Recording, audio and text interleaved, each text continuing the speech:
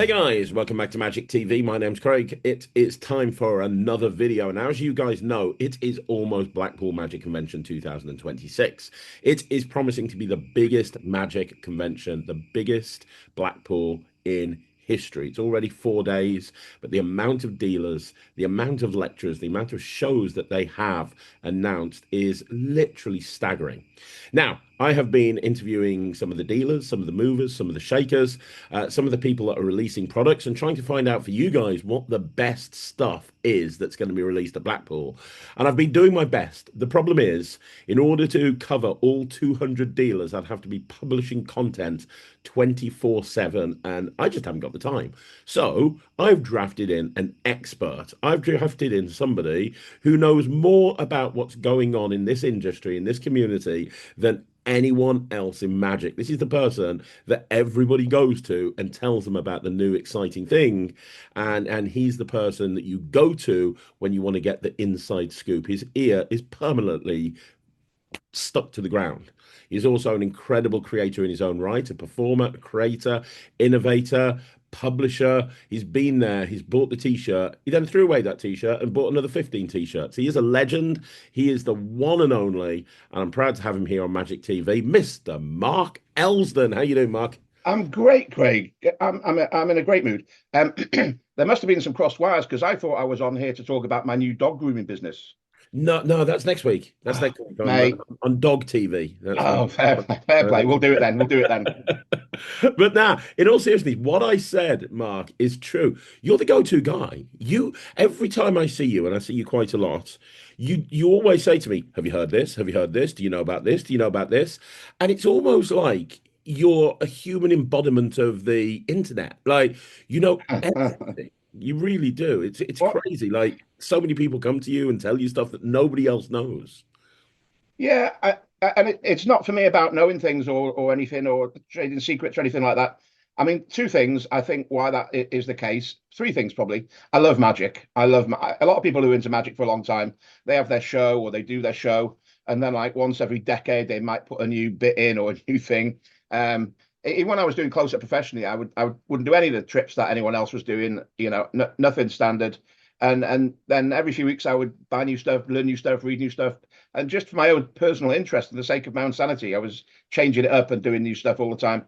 And my love for magic's never waned. So I love seeing brilliant new magic as much now as I did back in the day. And we're very lucky, I think, and I've said this many times, and I honestly believe it. We live in a golden age of magic creativity. We've got genius level creators who would be a success in any field. And finally, technology's caught up with us and they are creating genius level gas gimmicks, props, utility devices, etc. And so, there is so much good magic to look at. So, and because I love it, and people know I love it, they share it with me. And I think also I'm very discreet, so I never talk. I know a lot about a lot of things. Not that that matters to anybody, but I never gossip about anything. If people tell me a thing, I literally never tell anybody anything about anything. I'm very discreet that way. So I think people do. They're happy to share forthcoming releases and this, that, and the other because they know it won't go any further. And then thirdly, I think it becomes a bit of a self-perpetuating thing because people know I love magic and because I've got my newsletter which promotes great magic and great ideas and great stories and interesting links and so on. So because I've kind of got known for it over the last few years. So this weekend, by the way, is the 200th issue of the Fig. So that's Well, 200, no, 200 Sundays. I want to talk about the I'm thing. Start talking not about making Blackpool Yeah, because I'm not making a big deal about it because actually, of course, in 8 weeks' time, it'll be the end of year four. So I'm going to focus on it's been going 4 years, the start of year five. I'm adding a blog in and a few other changes to the Fig. Um, here's the thing. I've never seen you promote the Fig once outside of like maybe chatting about it to people at a convention. I've never seen an online advert. I've never seen like a website for it or like being pushed all over the community and hyped up or anything like this. But it is, and I'm not just saying this, it's one of the most useful resources I've got. I'll be honest, every week when I do Magic News, I'll read through the Fig. I'll be like, right, let's have a look here. Let's see. I use it as a research. It's incredible. Like, let's talk about the Fig for a minute because I think everybody should be a member of the Fig. It's effectively a newsletter that you send out every single week. People can subscribe and they get the newsletter every single week. And you tell people what's good in magic that week to look for. You tell people premises and ideas that you've seen that people could use from a creativity point of view to try and, help with their own creative endeavors. But most weeks I'll read the fig and I'll be like, I've never even heard of this. I've never even heard of this. Um, just recently, I posted a video of Thea doing that matrix with the stamps, and I read about it on the Fig. I'd never even heard of it, and then you were like, "You got to check this out." So I'm like, "That is so Thea," and I immediately got one, and it's such a valuable resource, Mark. It really is. Oh, thanks, Craig. Well, I mean, I don't kind of review, so it's not a review newsletter because there's never anything bad in it. So, and that's not that I don't see bad stuff. Of course, there's plenty of shit, and I see it.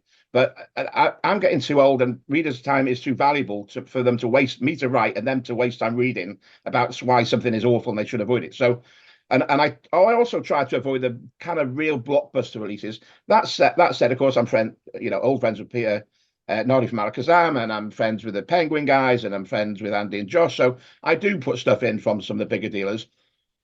But there's 10,000 and probably 10 really good review sites online. So, and so I don't tend to cover the major releases that everyone's seeing. So, the thing that you'll get an email from today, from 10 different dealers about today, that new product that's just come out that Murphy's are pushing, I probably won't cover that in the Fig because, Alex from Monster Magic does his review show and he covers a lot of that kind of real commercially widely available stuff.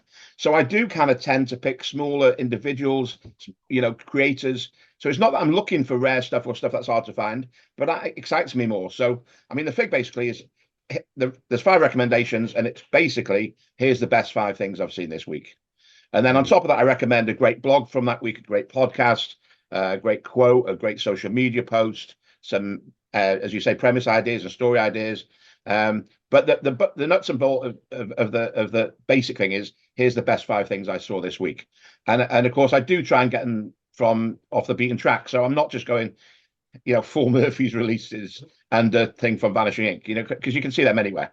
So I do try and kind of focus on, but still the stuff that I love, and I'm not looking for rare stuff or little known stuff just for the sake of it. I've got to love it. It's got to be something that I think, wow, people should know about. It's basically, I think, and some people have said this to me in emails and face-to-face comments. It's like sitting down and having a conversation with me. It's like, what would else be chat with me about this week if I saw him in real life? Well, this is it.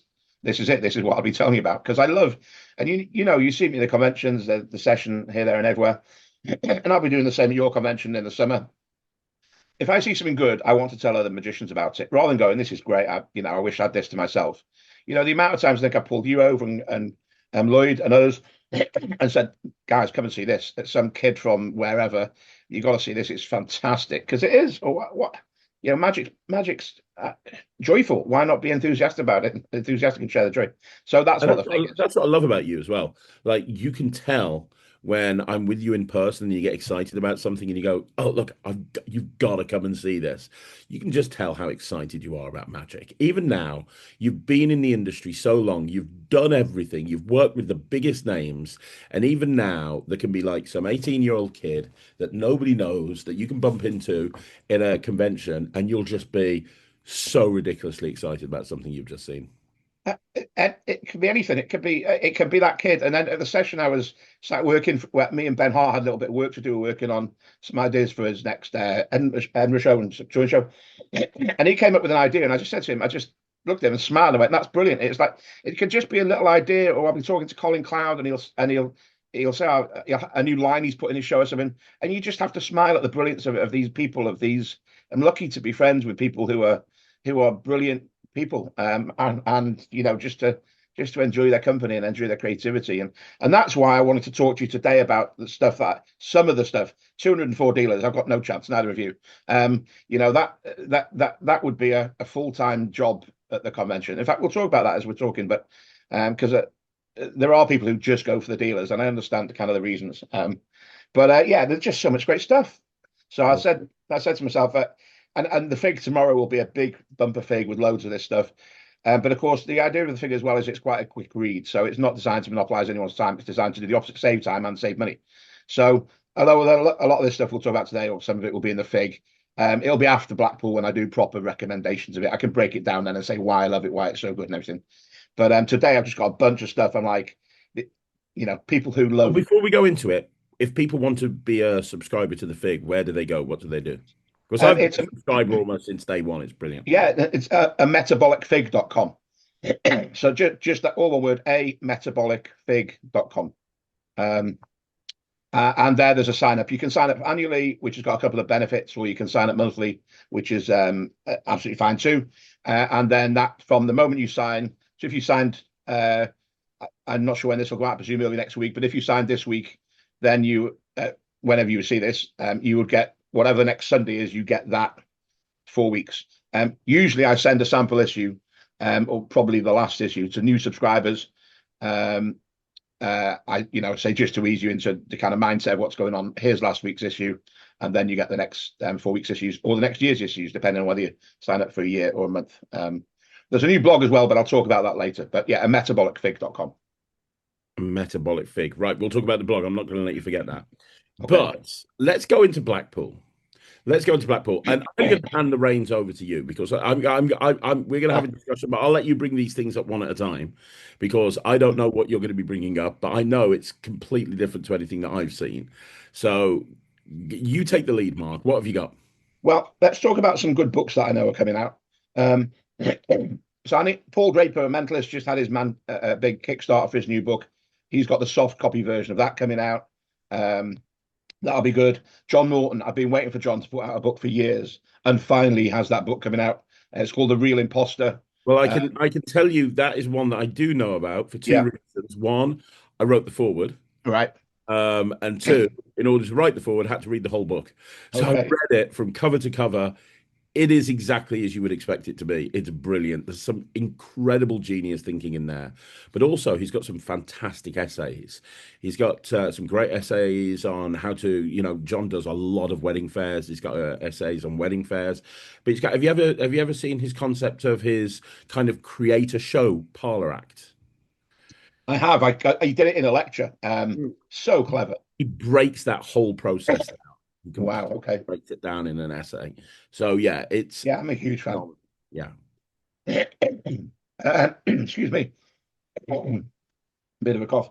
Dave Loosely's got his new book out. So Dave's kind of dropped off the scene a little bit. I know he was everywhere for a while with Alakazam, and then he's kind of now holed up doing whatever he does, and but still a genius performer, a powerhouse creatively. And so I've been waiting for him to put a book out as well. And finally, all the birds are coming home to roost at once this year. There's so many good books out.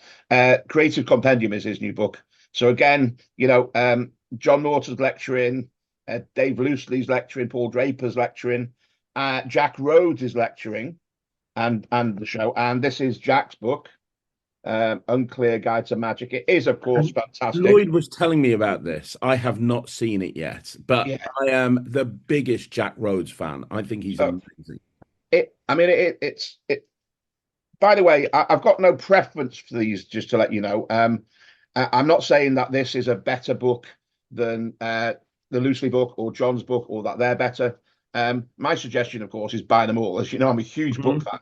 So these that's why I'm talking about the first. These take precedence over the trips to me. There's a ton of great trips coming out, but if I was short of money, I would just become known with a haul of books, and that would do me. And if I was that short of money, maybe this would be the one. But then if I pick up Lucy's book, I'm going to go, that's the one. It's hard to say. But this is a bit different than anything else, because I'm just going to have a look at the page count. I think it's about 350 or 400, 300 pages. So not only does he kind of he talks you through the show, and the art, the glorious, is beautifully printed and produced. Mind you, all the books are. I'm going to talk about the Three Monkeys book shortly.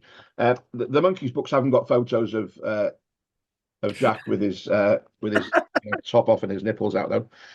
But he gives you so much here. So I was looking at it the other day, and I came across this. So he gives you this, or three of these actually. These are QR links.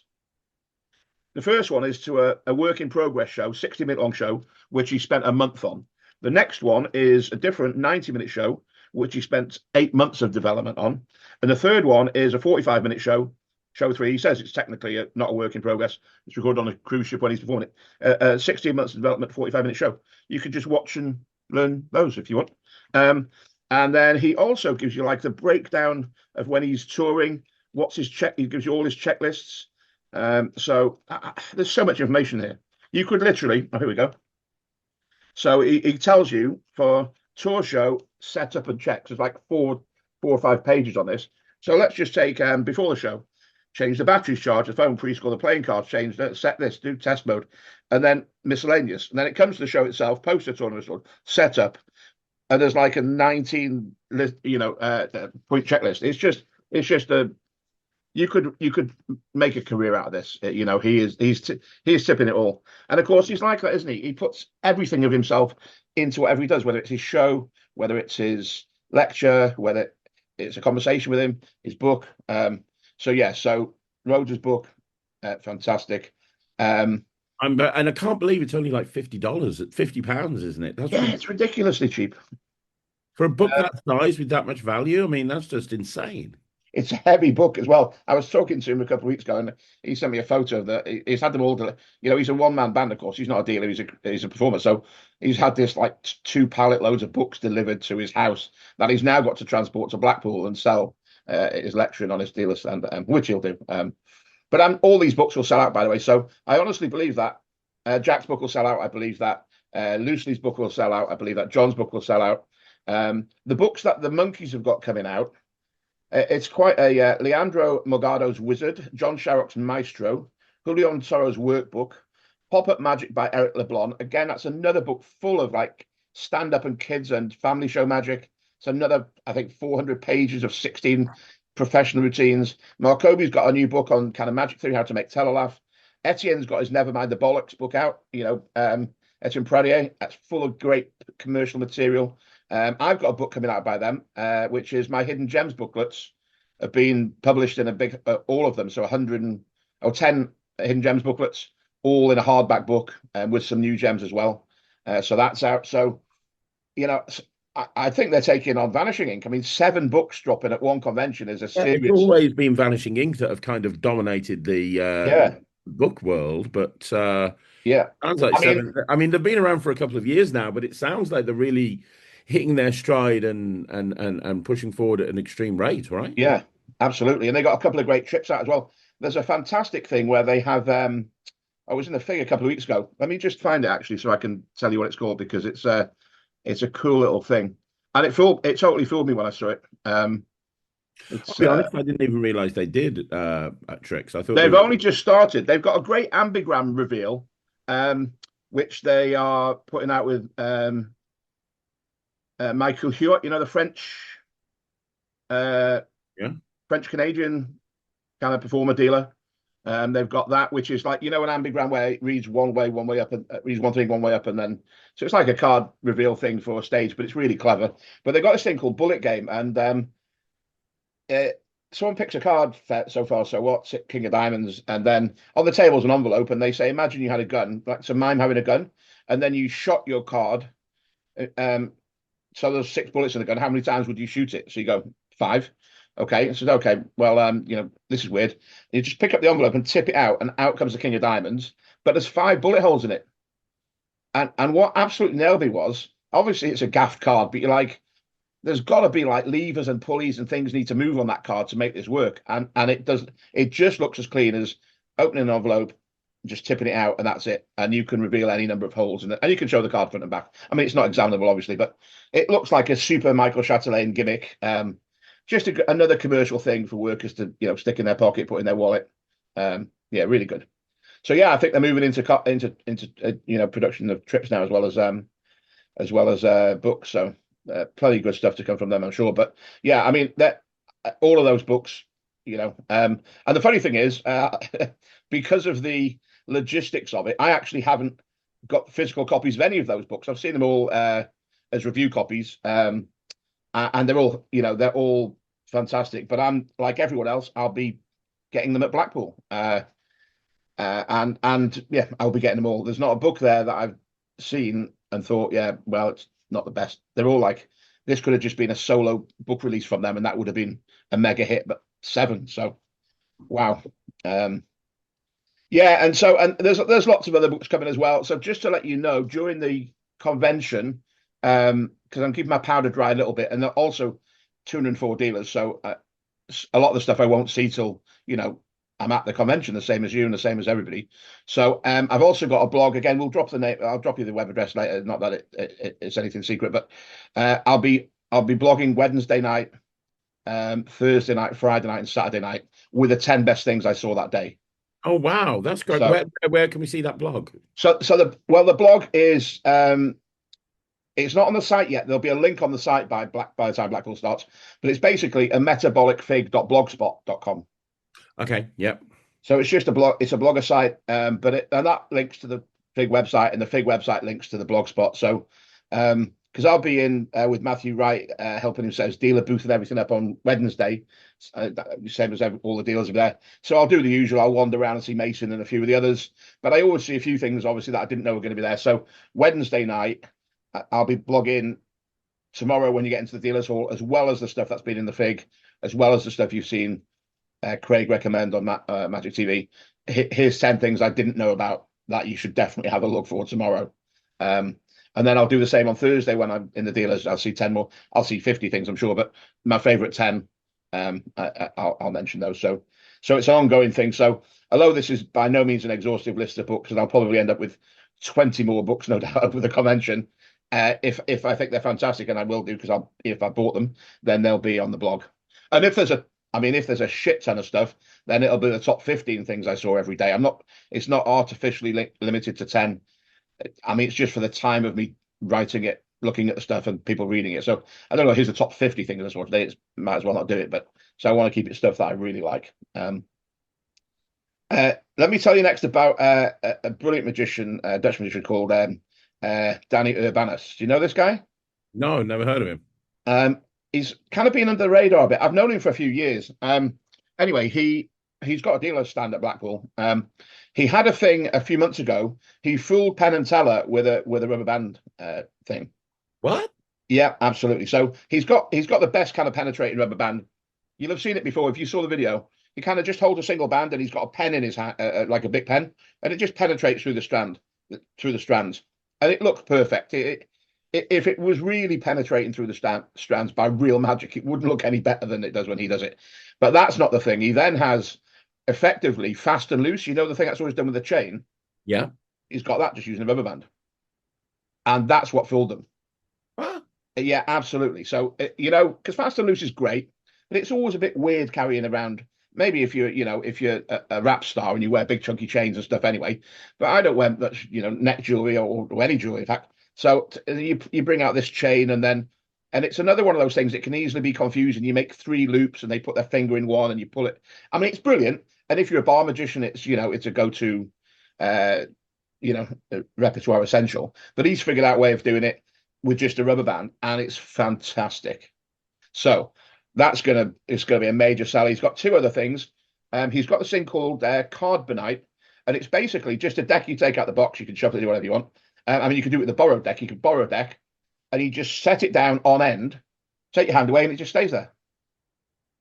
What? Yeah, absolutely. So you go, wait a minute, can I have a look at? Yes, absolutely. And then you can walk around and see it, and then you can just pick the deck up and fan it out and have a card selected. It just looks mental.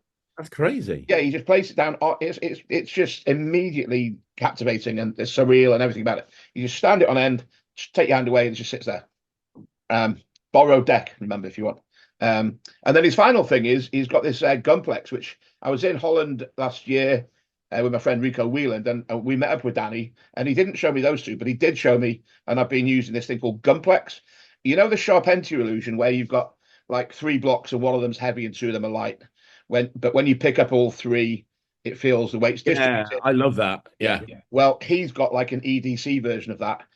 He's got it kind of made with gum, with chewing gum that comes in a pack, like in a foil pack where you pop it out. Do you know what I'm talking about? Yeah, I know it. Yeah. Yeah. So not chewing gum in like a strip of gum. It's like the one that comes in a foil pack, and you push it out.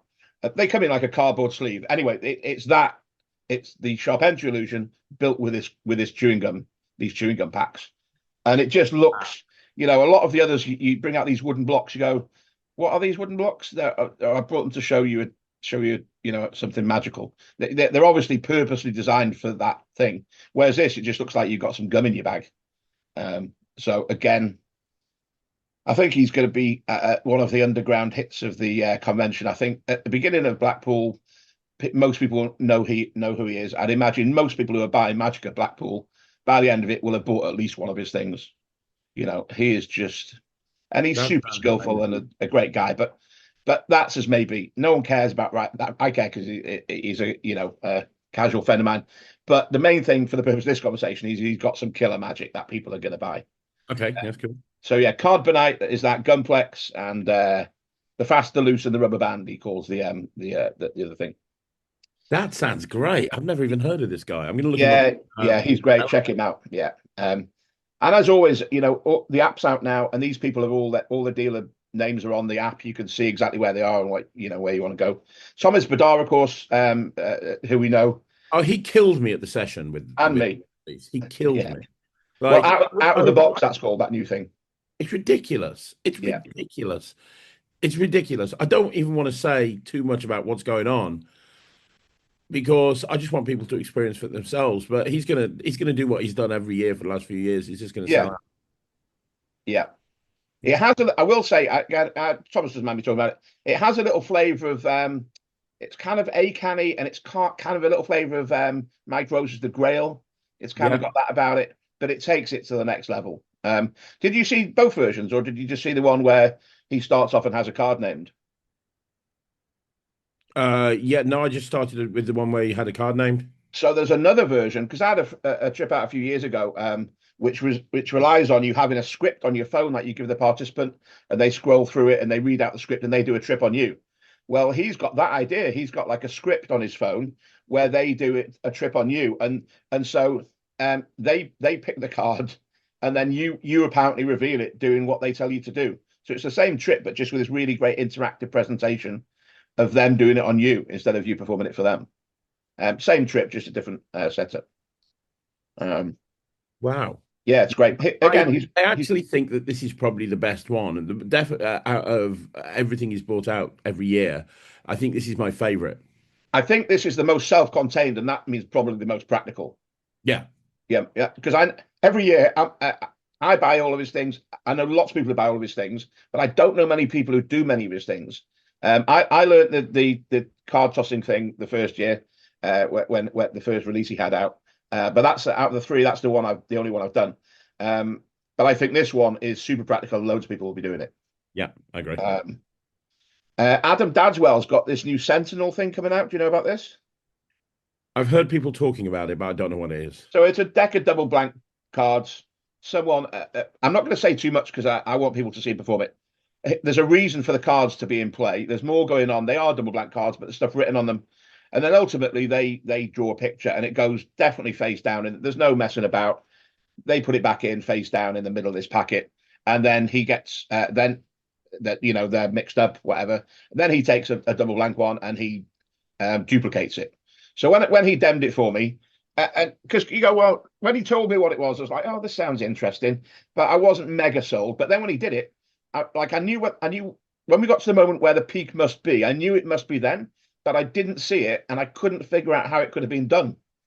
So when he showed it me, I'm like, you sneaky bastard, that's great. So it's one of those. So he'll smoke a load of magicians and mentalists at the convention. But also, and he's got a few peaks using this kind of gimmick that sits in these cards, which is very clever. It's very low tech. There's nothing to break or anything. But not only is it practical, but he's thought about the whole effect, and he's got a reason why he's using these blank cards, a reason why he's got a deck of them rather than why he's not just got one card for you to draw on. That would make more sense. Not with his presentation. His presentation covers it all. It's all motivated. It's all really good. It just flows seamlessly. He's a good thinker, and this is, Sentinel is going to be another hit for him, I think. No, I don't. He's a good guy. He's brought out a lot of good stuff over the years. Yeah, he has. Yeah. Talking of mentalism, the 1914, of course, which is now Alakazam, have got the Castle wallet, Simon Lipkin's Castle wallet. Have you seen this? Yes, I've seen what it looks like, and Right. I've seen the peak. I haven't seen it in person, but it looks like the most modern, realistic type of wallet that I've ever seen. It looks like a wallet that people would carry around Well, with them these days. yeah, this is a bit amateur hour. Give me a second. I've got one. I'll get mine. Yeah, I'd love to see. I'd love to see it close up point to the camera because this is something you guys, obviously, as you know, the 1914 is now powered by Alakazam, and they want to continue the legacy of 1914, and this is the first trick they're bringing out. So it's still the 1914 kind of design and logo and da da da da da. And then the wallet looks like this. It looks absolutely fantastic. So it looks like a carbonite, you know, uh, modern credit card wallet, and you press the button as usual. Well, I haven't got any cards in it, but the card, you press the button, the cards pop out. You stick your money under the band. But to all intents and purposes, that is something you'd pay Yeah, £45 for off Amazon or any kind of men's shop or whatever. That is a modern credit card wallet. That's it. It looks perfect. It sounds right. It feels right. Everything about it. I'm not a fan of giving things like this to participants to hold. But if you said, "Can you pass me that?" They just pick it up and think it was just your card wallet. That's it. they It would. Yeah, looks absolutely perfect. The peak is brilliant. There's other stuff going on with it as well. You should definitely, if this type of wallet appeals to you, rather than this type of wallet. I'm an old man, so this suits me. But were I younger, of course, I would have this tucked into my yeah. skinny jeans. So, but it's great. Yeah, I think if you see this kind of wallet in it and you love it, you go right. I mean, straight down to Alexander. It's another one that if there's nothing like it on the market. It's the first No. kind of modern card wallet that does the job, and the peak's perfect. And it allows double writing and more stuff. There's a lot going on. The download is the video is Simon and Mark Oberon, and they've got tons of routines on it, and it's really good, really good. Wow, that's great. Something else that's going to be mega is this coincidence trick. I'm not going to keep lifting up more tricks, but I was just talking to you about this beforehand, so I happen to have it to hand. This is by Elias de Saster. I'm not sure how badly I'm mangling his surname, but he's definitely called Elias. So this is when I saw it, I was fooled. And it's another one that's going to be, go there on if you're there on Thursday, go there first. If you're there, not there till Friday, go there first. Because when you go on Saturday, he won't have any left, is my prediction. Much like Thomas Badar's the same. If you don't get there, I mean, last year when it was Friday, Saturday, Sunday, Thomas sold out of his thing by Saturday lunchtime. If you didn't find out about it till Saturday afternoon or Sunday, you were screwed. You're like, sorry, mate, they'll be online later. But and I think this will be the same. It's like a two-deck coincidence thing. It just seems so hands-off and clean. Describe this to me, and I can't. I was thinking about this. I can't even imagine how you could make that work.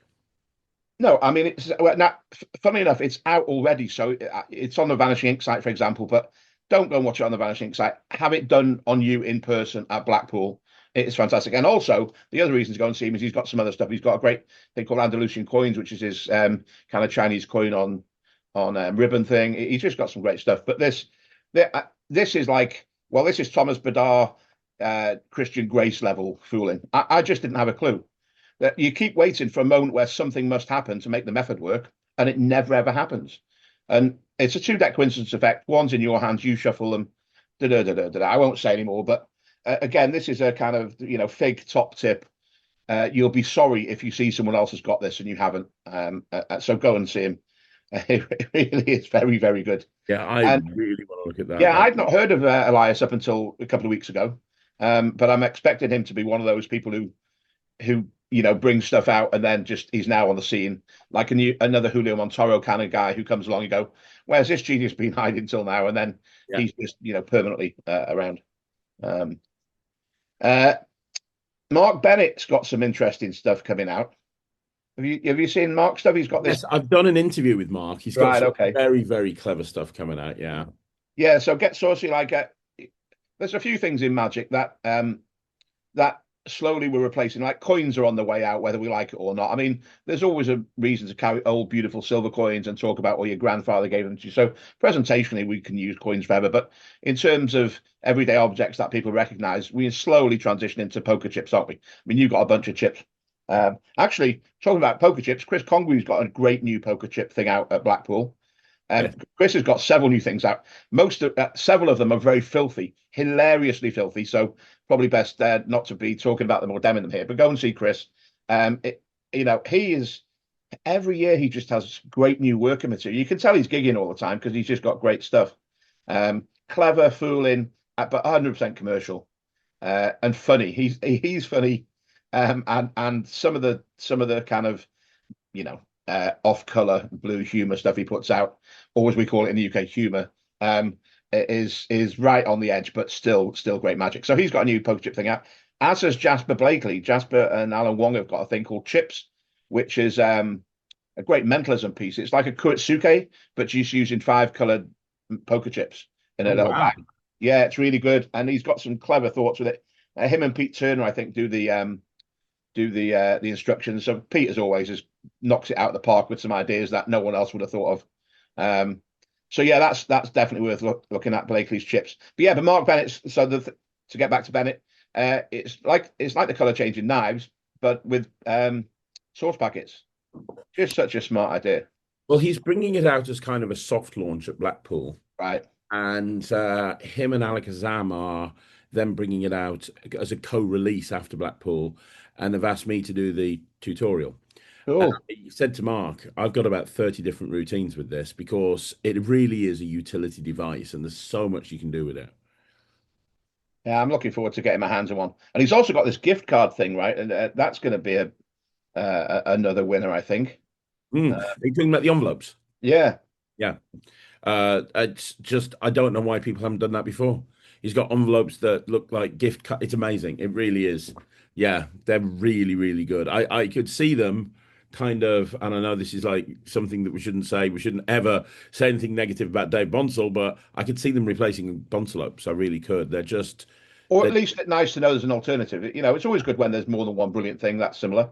Gives yeah. you can mix it up a bit. It's good for performance as well. You're not always, oh, everything's in an envelope. It's like if you can produce it in a different kind of envelope or some other receptacle, great. Mm. Um, yeah, I think it'll become a standard utility. I think you're right. Um, Yeah. uh, It's Mark's really bought it this year.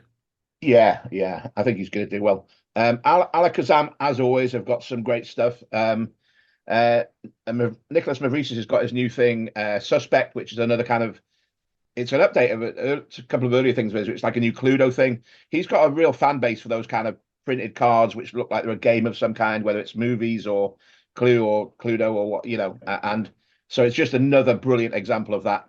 I mean, I don't go on the cafe at all, but I did notice he posted on Facebook over the last few days. He was Creator of the Year on Facebook. So they don't give those awards to any just randomly to anybody. And I think that's a recognition. Whether you like the cafe or not, I'm not a big fan. Not that they care, but you still have to put out a good body of work to win an award as a creator and a creative. So that Suspect will tickle the fancy of his fans. It's, Um, the other Alex, thing that Alakazam are bringing, yes, they're bringing back out Bromley's deck penetration. yes, I'm a huge fan of it. Peter was showing me the other day. I mean, it looks great. All Bromley stuff is genius anyway, but they've just kind of upped the production values, so it just looks, incredibly straight away. I mean, I've got 2 of the original Bromley ones, and I'm like, right, yeah, they're going to stay in the box now. And I use one of them, but the new one just looks great. I mean, it's just an impossible effect. Yeah. If anyone watching this hasn't seen it, I'm not going to even tell you what the effect is. Go to Alakazam, and you'll just shake your head. You're like, well, that's just not possible. It's just a perfect illusion. They've also got a new version of kind of the printing card. Dominic DeVivier's printed and Darryl marketed it for a long time. Presto Printo. They've got a nice little version of that by Alex De La Fuente, which is called Stamper, which doesn't need a table. So normally you've got to lay down cards, wild cardy style. This all happens in the hands, and it looks super impossible. Cards are printing, and your fingers smudge them, and then cards go end to end, and it's just a great kind of walk around thing. I think that'll fly out. It's just such a practical little thing, and instantly visual, super easy to do, no skill, no table required. Yes, please. Thank you very much. Uh, Oh yeah, and when I was speaking to Pete, he said out of everything he's got coming out this year, Blackpool, that was his favourite. yeah, I think that it's another one. I think, don't go on Sunday, you'll be disappointed. And of course, with a lot of the dealers, as you know, and I know, and I guess most people know, Blackpool is like the focus where people go, the dealers go, here's everything we're releasing this year. Now, some of these things that will be out at Blackpool won't actually be out till Christmas. So if you don't pick them up, so if you're not at Blackpool, of course, it's not the end of the world. Everything will come out. You will get it eventually when it comes out. But of course, all the stuff that's prepped and ready for Blackpool will be released over a period of months, rather than immediately after the convention. Yeah. He's got a new old thing out of mine, actually, as well, called I only have this because it's mine. One card in my pocket. Oh, he was telling me about this. That sounds amazing. Yeah, man. I've been doing this for a long time, 30 odd years. So yeah, a card. You put your hand in your pocket, one hand in your pocket. Card selected with one hand. You cut the deck. You deal through one-handed onto their hands. That it's gone. And then where is it? It's in your pocket. So it's just like an impossible vanish, transposition, vanish and reappearance, whatever you want to call it. But it's very clean, super easy to do. Um, I've told Pete that he needs to bring back out your finale to the Ambitious card. Riser, was it it's called? it's coming. The riser deck. Yeah, it's one of my it's pro I mean you're so prolific. You brought millions of things out. I would say it's my favorite thing that you've ever done, and I did it religiously. I had two of them and I did it religiously, and then one Right. day my close-up case got stolen and I had both of them in there and I've Ah, not been able to get it since. And it is literally the best finale to an Ambitious card ever. yeah. Thank you. That's very kind of you to say that. I had a couple after they went out of production, so I still use it sometimes. So it was based on Daryl's Ultimate Ambition, of course, Yeah. which he won FISM with. So with that, you wrap a rope around the deck to make it secure, and then the signed card goes in the middle, it appears on top. So there's two problems. One is, I mean, you can justify it maybe, but if you want to secure a deck, you put it in the box. You don't bring some rope out and wrap that around it. That's mad talk. And also, because of the nature of that gimmick, you had to do a deck switch in. After you'd wrapped the deck in rope, it had to be switched for the gimmick deck in rope. Again, not impossible problems to solve for a competent performer, but much easier if it can just be in the card box. Much cleaner. And then also it had to go into a very specific place in the deck, and the performer had to put it in with the original. Whereas with the riser deck, you just the deck's in the box, you open it, the participant pushes it in themselves. They can see it's their signed card till the last second. They push it right in, you close the box, boom, boom, you give it a shake, open the box, slide the deck out a little bit, peel the top card out, and it's the signed card. So it's much cleaner. The hand is super clean. So I think it'll be out later this year, from what Peter was saying. Man, he bought the rights to this 20 odd years ago, and he said it'd be out for Christmas. So it could be out after I'm dead, and I'm not planning to die for another 25 years. So I was with Pete once where he was shown a trick and he was like, "Oh my God, that's amazing. I'll buy the rights to it." And the guy turned around to him and said, "You did 15 years ago." I totally believe that. I totally believe it. Uh, that another 15 that'll be out. It'll be good. Have you seen the new thing from Magic Dream and Sylvain Marouf called Eden? Oh yeah, I actually got picked one up at The session. Fissam, I think. Oh, did they have that FISM? Fissam or Magic Live, one of them. I picked it Right. up Okay. there. And it's amazing. I love it. I think it's brilliant. Yeah. Yeah. It's a great revelation. I'm not usually a fan of card tricks mixed with art. It's usually the best of the worst of both worlds. But this is great again, there's have a look online because there's a YouTube video of it. I'm sure already. I know there is. But again, it's just if you want a card revelation that's a bit off the wall. Basically, it's the hand. The very famous painting with the hand of God and the finger of God, the finger of Adam, from the Sistine Chapel, Michelangelo. But between the space where their fingers are nearly touching is a playing card. Yeah, but it's a named card, and there's some kind of 10 kind of little mini posters of artworks, and obviously you force the one with that, which is that hand of God thing, the creation of Adam, rather. So you force that, but that's innocuous enough. But they can just name any card. So they got the five of diamonds or any card, and And you there is spread the no deck. limitation on the card There's that no they. limitation. Yeah, that's what makes it. That's what makes it. Um, and then you just spread the deck and then print it all over the edges of the deck. So it's like a big long tableau, which kind of that painting is the whole painting with the card they've named. But you don't show that at first. You just show the painting, and you got the painting they picked correct. Then you kind of spread the little cards in the middle, and it reveals the card. It's really good. I straight as soon as I saw it, I thought, yeah, that's a great kind of commercial card reveal. Um, a thing that I think is sold out already. Sean Alexander's Anamorphis. Now this is I spoke to John Morton about this Yeah, because John helped created. him with it, right? Yeah, Yeah, he like basically made the gimmick or something. I don't know. Um, but he says this is because my concern with it when I was asked about it is would it be practical in terms of, I work a lot of venues when I'm on stage where I don't know what I'm going to be going into. Sometimes the lighting might not be how I want it to be. And John said, no, the way that this has been designed, this is practical in every venue. And that I mean, this sounds amazing for a stage performer. This sounds just brilliant. absolutely. So I've long been a fan. There's a couple of artists called Tim Noble and Sue Webster. Was it Tim and Sue Webster? Let me just find out. But basically, they make these kind of shadow. Uh, they're sculptors. They're artists and sculptors, and they make these fantastic shadow kind of designs. Uh, yes. So Tim Noble and Sue Webster, as I thought, basically on the floor in a gallery is just a pile of rubbish, and it just looks like a pile of rubbish. Then they put a spotlight on it, and on the wall behind is both of their silhouettes, perfect, like a hat. You can even see a little earring that's closed, but they've got tons of these. They've got another one again, just looks like a pile of rubbish on the floor. They turn the spotlight on. It's them sat perched on chairs facing opposite directions. And years ago, when I was working on a TV show for Channel 4, I really wanted to do a trip based around this. I thought, right, with this TV money we've got for production, I should be able to. Anyway, we never got any further forward with it. So when I saw Sean had kind of solved it, not quite as in as much detail as these two artists make, but theirs is a permanent installation in a gallery, so Yeah. it's much more detailed. Whereas this is a more practical thing you can just assemble in real time and do it in a show. But it looks $1 million, and I can see why. I think I might be wrong, but I think he was taking, let's say, 25 to Blackpool, but I think they've all been pre-ordered. So of course he will be making a lot more.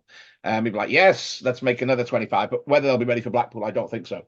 But if you don't know about this, go and see Sean Alexander, this Anamorphous thing. It looks great and it's very unique. It's not like any other reveals I've seen. Um, so I definitely think it's always good when there's something kind of left field, brand new, that you've not seen the likes of before in Magic. Um, and then it must be a worry for the creator because even though they'll believe it's brilliant, the Magic marketplace can be fickle sometimes. So I'm really happy for him that it's done well. Um, Yeah, absolutely 100%. yeah. And I think I'll pick one up. Obviously, I've missed the boat for Blackpool, but I'm sure he'll be taking names on a waiting list. So I'm definitely going to go and see him. And I think you can I think you can order or what's the word I'm looking for? You can basically ask him to create a bespoke revelation. So you can say, oh, I need a revelation for this. If you're doing some corporate kind of launch or a millionaire movie birthday or something, you would want something relevant to that person or that company. So I think you can ask him, oh, can you make this design? I think that's a possibility. So I think it'll be great.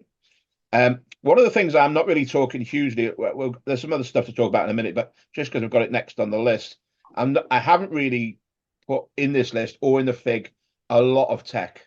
So I know, I I think mean, this, there's so much tech coming out these days. yeah, It it absolutely. it, it baffles my mind the amount of tech coming out, and I don't know how I feel about it, to be perfectly honest. It's very, very clever, and I see it, and it's genius, but I don't know. I think that there's always the chance that it's going to fail. I've seen so many professional performers on stage, big names, and I've seen them do a show and they've had to like abandon a trick because of tech issues. Yeah, I went and saw, I won't say who, I went and saw one of the most high profile touring magicians in this country. And they were there just to, I took my family and, it was a great show. But there was this one particular routine that involved this tech, and the tech failed, and they had no out for it, and they had to just go, oh, well, let's move on. And they dealt with it brilliantly. But I've seen so many people, I've had it happen. I used to do color match all Yep. the time, and I Yep. stopped doing it because Pro Mystics version failed on me, and Verdi's version failed on me. And I just think that sometimes, and the other thing is, I talked about this with Lloyd on the podcast the other day. There's so many things now that you can get for lay people that are kind of similar in a way.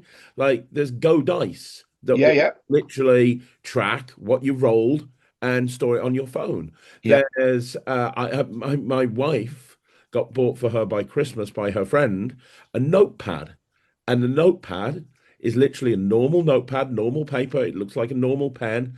She writes it, and it goes straight to her phone, and then turns it into text. Yep. And it's like, Yeah. I don't know. I think that it's becoming very easy now to bring out tech, and I don't know. Yeah. I mean, just because we can doesn't mean we should. And of course, at the end of the day, and I absolutely stand by and mean my comments that we live in a golden age of magic creativity. But of course, along with that creativity comes enterprise and commerciality, and so there are more dealers than ever. And of course, being creative with tech is easier than being creative just with analog magic or mentalism, because that has to rely on a different set of skills. Whereas bringing tech, tech is usually an advancement of some technical sort, with its whether it's electronics or apps or shortcuts or whatever, and it's just that the public doesn't know about it yet. It started over a century ago when magicians were using magnetism, electromagnetism, for light and heavy chest before laymen generally knew that that was a thing. So, a couple of years of, and you're right, the dice we've been using for a decade, then now you can get them on Amazon for £30. You roll the dice, your phone knows the number, you know the number. Um, and that's why I think there's a massive proliferation of tech. That said, of course, some tech is still fantastic, and I will be mentioning some of it on my blog. There's none in the fig. There's two apps actually that I've put in the fig. So I'll mention them now. Both of them are brilliant. One is Amir Mughul's Nameseek. The thing for me with apps and phone stuff, I like to hear the magic words. It happens on the participant's phone. As soon as I read that, I'm interested. If it's on my phone, not so much. That's not 100%. I do some stuff, phone-based stuff that's on my phone. But the Nameseek thing, it's really clever. You basically say, ask someone to think of a friend of theirs. Don't tell you what the name is, and you say, oh, I don't know if you know much about the study of names and the study of words and language, the origins of them. You probably never thought about it. So just open this website. So you direct to a website there, and it's like the meaning of names. So it tells you the origin of that name, whether it's originally Norse or Greek or Latin or French or whatever. And then it kind of gives a tiny reading. It's just the meaning of the name. It's not really a reading. And then they close their phone, and you immediately know both the name and the meaning. It's that clean.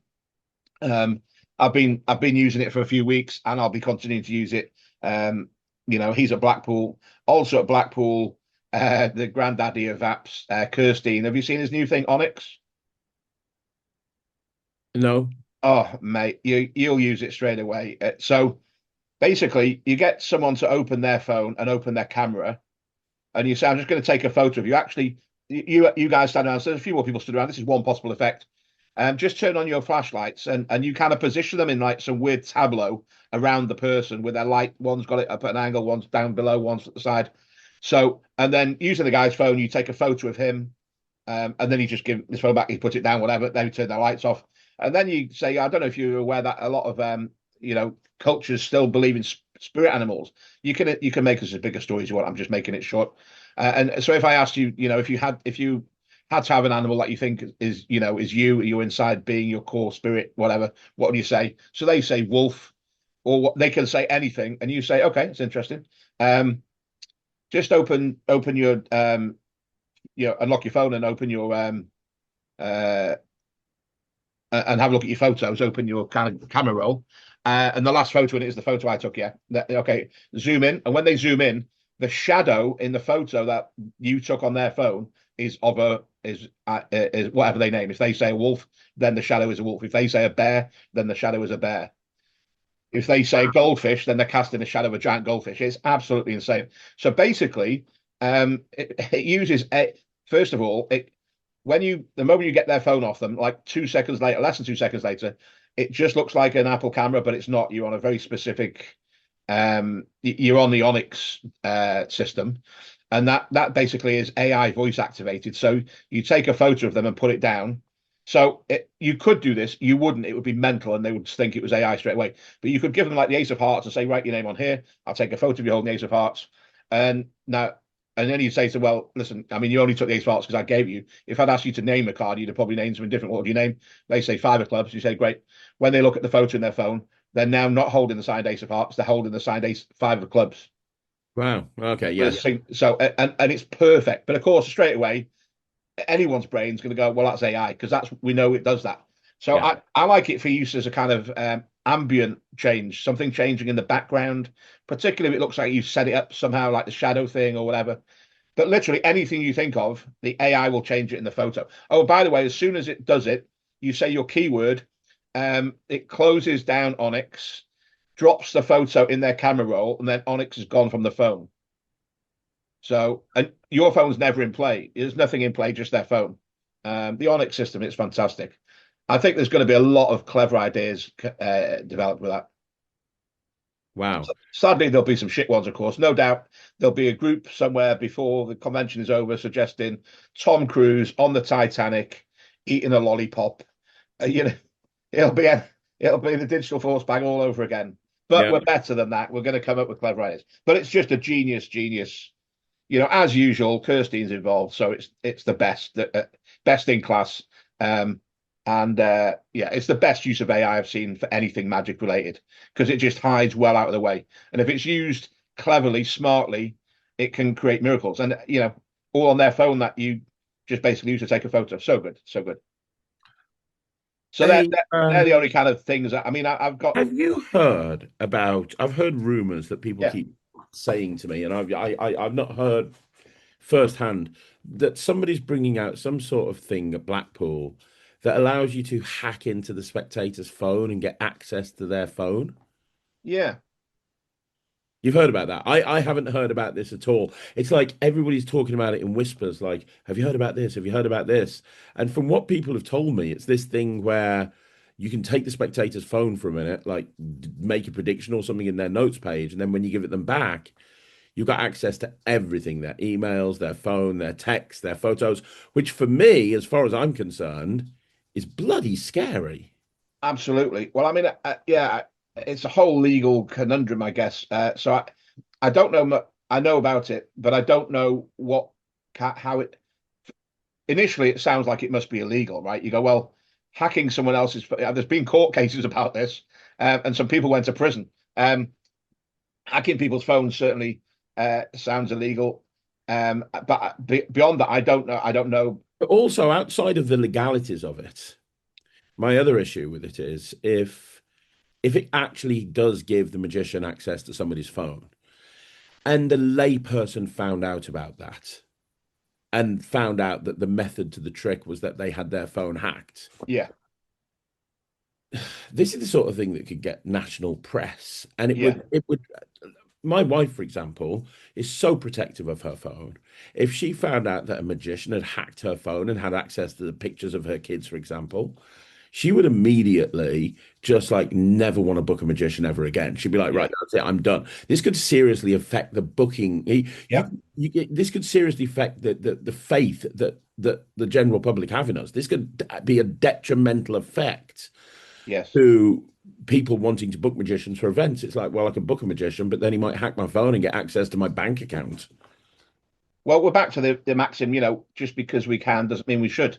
Mhm. So I don't know quite how, again, I don't know the law surrounding all this. So maybe it's illegal, maybe it's not. It certainly doesn't seem like a thing you'd want a layman to ever find out about. And I don't know whether it's going to be a major release. I don't know whether it's a little leg pull. I don't know. It seems like a thing that must be possible now if someone was is keen enough to do it. Is it the best magic method for anything? I don't know. hacking someone's phone, it's definitely a grey area. And I suppose ultimately, can people be trusted with it? Well, no, people can't be trusted with anything. Where people do not play nice. So should that tech get out there? I don't know. I think if I'd come up with it, I might. I don't know what I'd do. Would I use it for myself maybe and trust myself not to? Yeah, I've got time to read my own emails. Never mind reading someone else's. But other people have more perversely inquiring minds. So yeah, I'd imagine if this is a thing and it does come out, it'll change hands for a lot of money and only a tiny amount of people will have it. Whether those people should have it is a moral question beyond the scope of us to decide. But yeah, I definitely I'm aware of that. But someone had something similar a few years ago. There was a booklet that came out which described how to do something similar, where you were using the mirroring screen mirroring thing on someone's phone, and that gave you access. So I don't think this is a brand new technology. It might just be a quicker way of doing it. Wow. But again, it's so phone focused that Bobcast used to call it a logical disconnect. The line between the method and the effect and the method, if it's a straight line and there's nothing in between, you go, well, he knows some things. It's where mentalism often falls down, isn't it? You're thinking of a thing, and because of the way the method works, it has to be written down. So the participant, the audience, are left thinking how they're not left thinking how could he read their mind or how could he read my mind. They're left thinking how could he know what I wrote down. Yeah. A completely different and much worse effect than how did he read my mind. So if you're revealing, stuff on someone's phone book or their messages, they're going to think, well, he's seen it somehow. There's no effect there other than how did he get to see it? That's the question they're asking themselves. So methodologically not great. Whereas Kirstein, for example, or Sahir, or sorry, the Nameseek thing, they have an effect to it. There's a thing where it's beyond just, well, how did he know? Or it's a thing that happened that feels personal, I suppose. I think that there has to be some line with tech as well, particularly phone stuff. And I think, for me anyway, I like to use it occasionally. I mean, there must be some people going out doing gigs where everything's done on phones now. That Yeah, that there that, must be. that There must must be. happen. Well, David Penn is doing a lot of stuff by phone, but that's part of his marketing strategy, isn't it? Yeah, Like, kind of like, like I am the tech magician. I come in and I do tech at your event, and yeah, everything is tech based, yeah. which is You're right. That is different. Um, Talking of tech, one of the things Magic Box has got coming out. Nice link there. Well set up. They've got a thing coming out with Thomas More called Francis the I Uneducated did an Duck. interview with them. I saw this Oh, thing. This is bloody amazing. However good you think this is better. How nobody has ever thought of doing a remote control Dippy Duck, I don't know. so But good. they're built into the remote control. So do you know about the case, the packing Yeah, case that it comes in? So the yeah. packing case it comes in is like part of the effect. So you carry it around, and you just open. So there's a remote control. You press a button and it shakes the case, and it's got it looks like a wooden case with like wild animal inside. And when you open it, it's Dippy Duck. And then So you've good. obviously got the button to make the duck pick the card. You've got another bit. It's got a sound system built into it, so you can record sound. So you can press a button and it can say whatever you want the duck to say. But my favorite button is the chaos button. You press this chaos I button. don't know about this. Yeah, it was a last minute thing that they built into it. You press this chaos button, and Dippy goes nuts, and he just starts grabbing cards and throwing them all over the place, like for a kid show. Can you imagine? Right, okay, Dippy's going to find the card, and then he starts throwing cards everywhere all over the stage. Like, dear So Lord, good. I do Dippy Duck. Do you know that? no. But Yeah. at I've this got point, mate, my nothing original. I've surprises got an me. original just over there on my shelf. I love it. I've got a very odd routine with it, as you'd imagine. It's not the standard thing, but who cares? Dippy will be retiring. Francis, the uneducated duck, will be on my shelf following next weekend. They've got a couple of other cool things out as well. Magic Box. They've got a great card through window called insertion, which is like the card vanishes. It's taped like brown packing tape to the window, Mm, signed card, and then when you tear the tape off and you go take the card off, it's not actually there. It's on the other side of the window. It's really good, yeah. practical. And they've got a new Eric Stevens thing out. The guarantee, a great piece of card magic again. And I think they've got something else out as well. I can't remember what it is now, but I know they got three things out, and all of them I thought, oh, that's good. Then when I saw the duck, I was like, right, okay, this is next level. This is, but the card through window as well. I think I'm gonna yeah, I'm going to be giving that a run out. I like that effect card through window. It's not as popular now. Things going. You remember like 15 Well, years I ago? saw Graham showed me the card through window, Right. and he was trying to figure out how to actually dem it on the stand, and he was going to get a big window.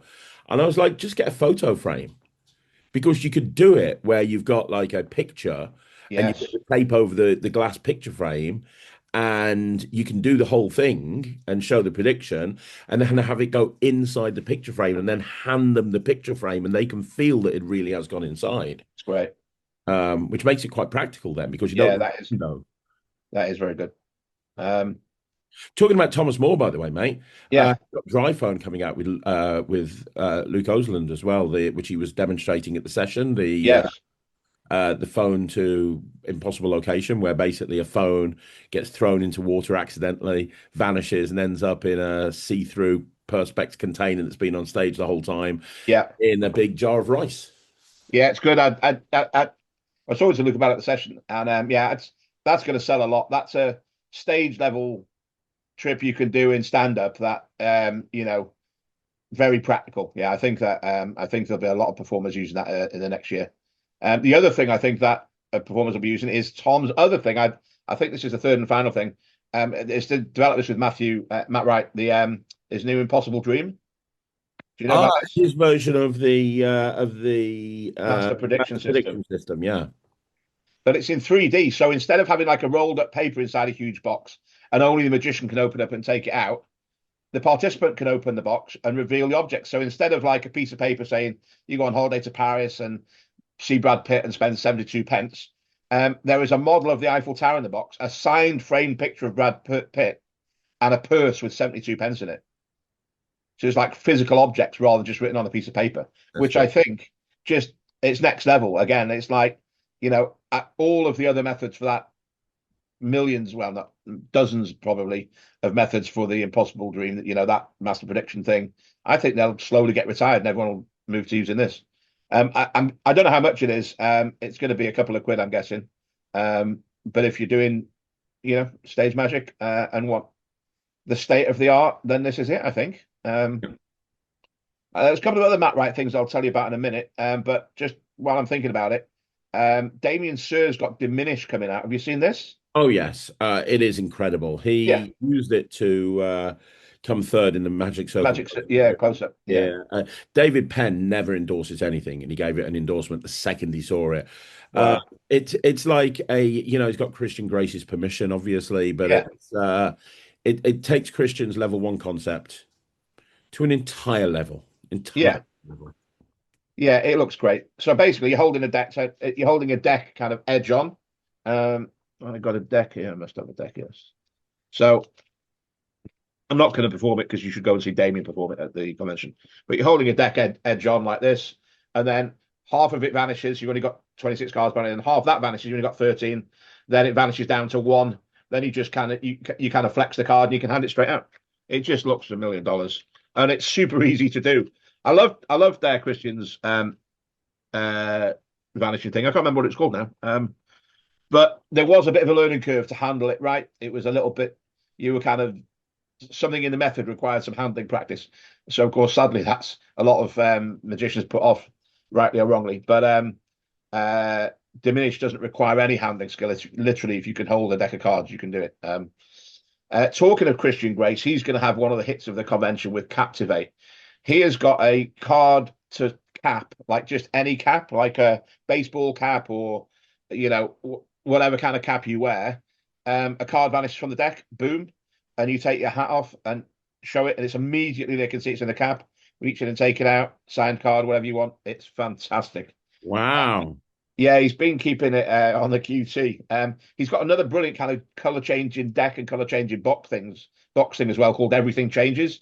And he was hoping to have a brilliant thing called the Wolf Pack, which he's been working on for. It's been a favorite of his for years, and he's fooled a lot of people with it. You've probably been fooled by it at some point. But anyway, that's coming out later in the year now. But Everything Changes. I've seen it looks great. Everything he touches is super smart.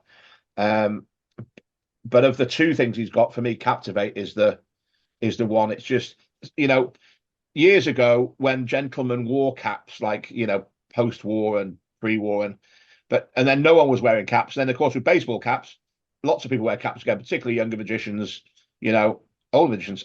Hell, I've got a baseball cap. Have you got a baseball cap? You probably got one with Magic TV logo on it, have you? Yeah, I have. I've got one with Magic TV. Um, Ryan is obsessed with baseball caps. He's got a collection of about 50 of them. yeah. So many baseball caps. Well, head to Christian. I think the gimmick's handmade, and I think he's got a hundred of them, or so, whatever. So he's got plenty, but it's a kind of thing. If I showed it you, you'd go, "Fuck out one of those, great." And then, so there could just be a stream of people going and buying them till they sell out.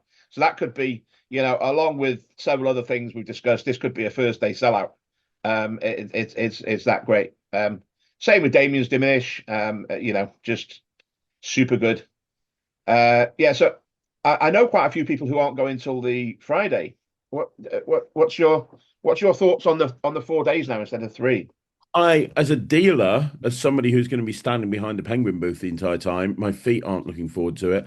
Okay. I know the dealers have been asked to pay more money for 4 days, which I understand. And I know a lot of them are concerned because I've spoken to a lot of them concerned that they're not going to necessarily make more money. And that the 4 days are going to be spread out. What they do in 3 days is going to be spread out over 4 days.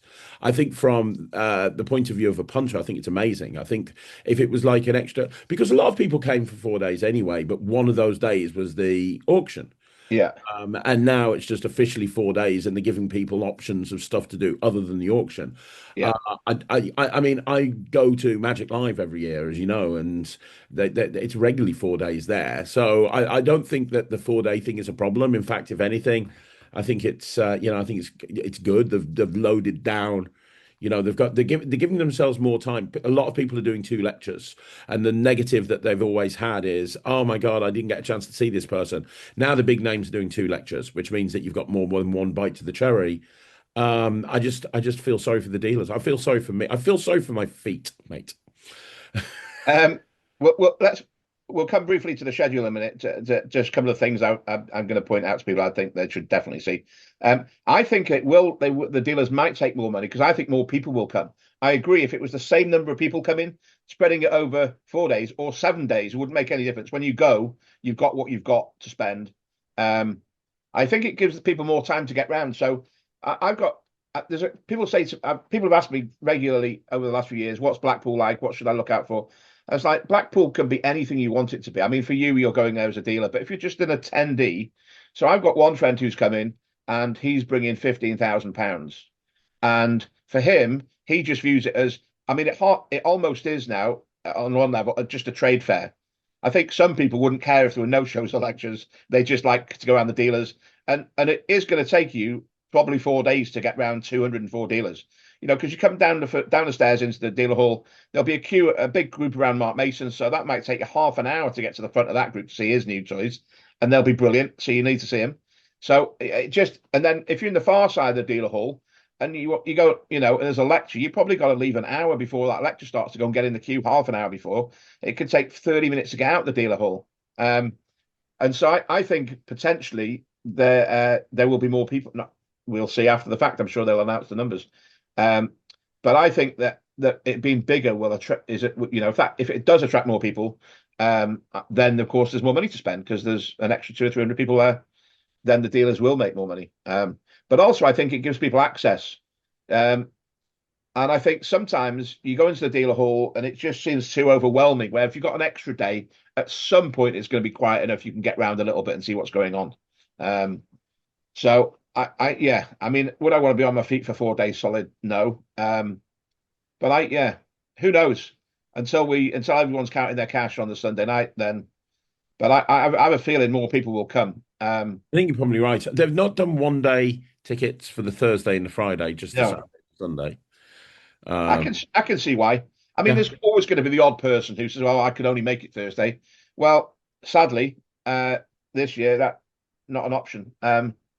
Should it be? Could it be? I don't know. I mean, the problem is that whatever they do at Blackpool, there's always going to be someone finds a scenario where it doesn't suit them and they don't like it. And that's just putting on an event, isn't it? I mean, the two Russes and the other guys who put it together, they work so hard.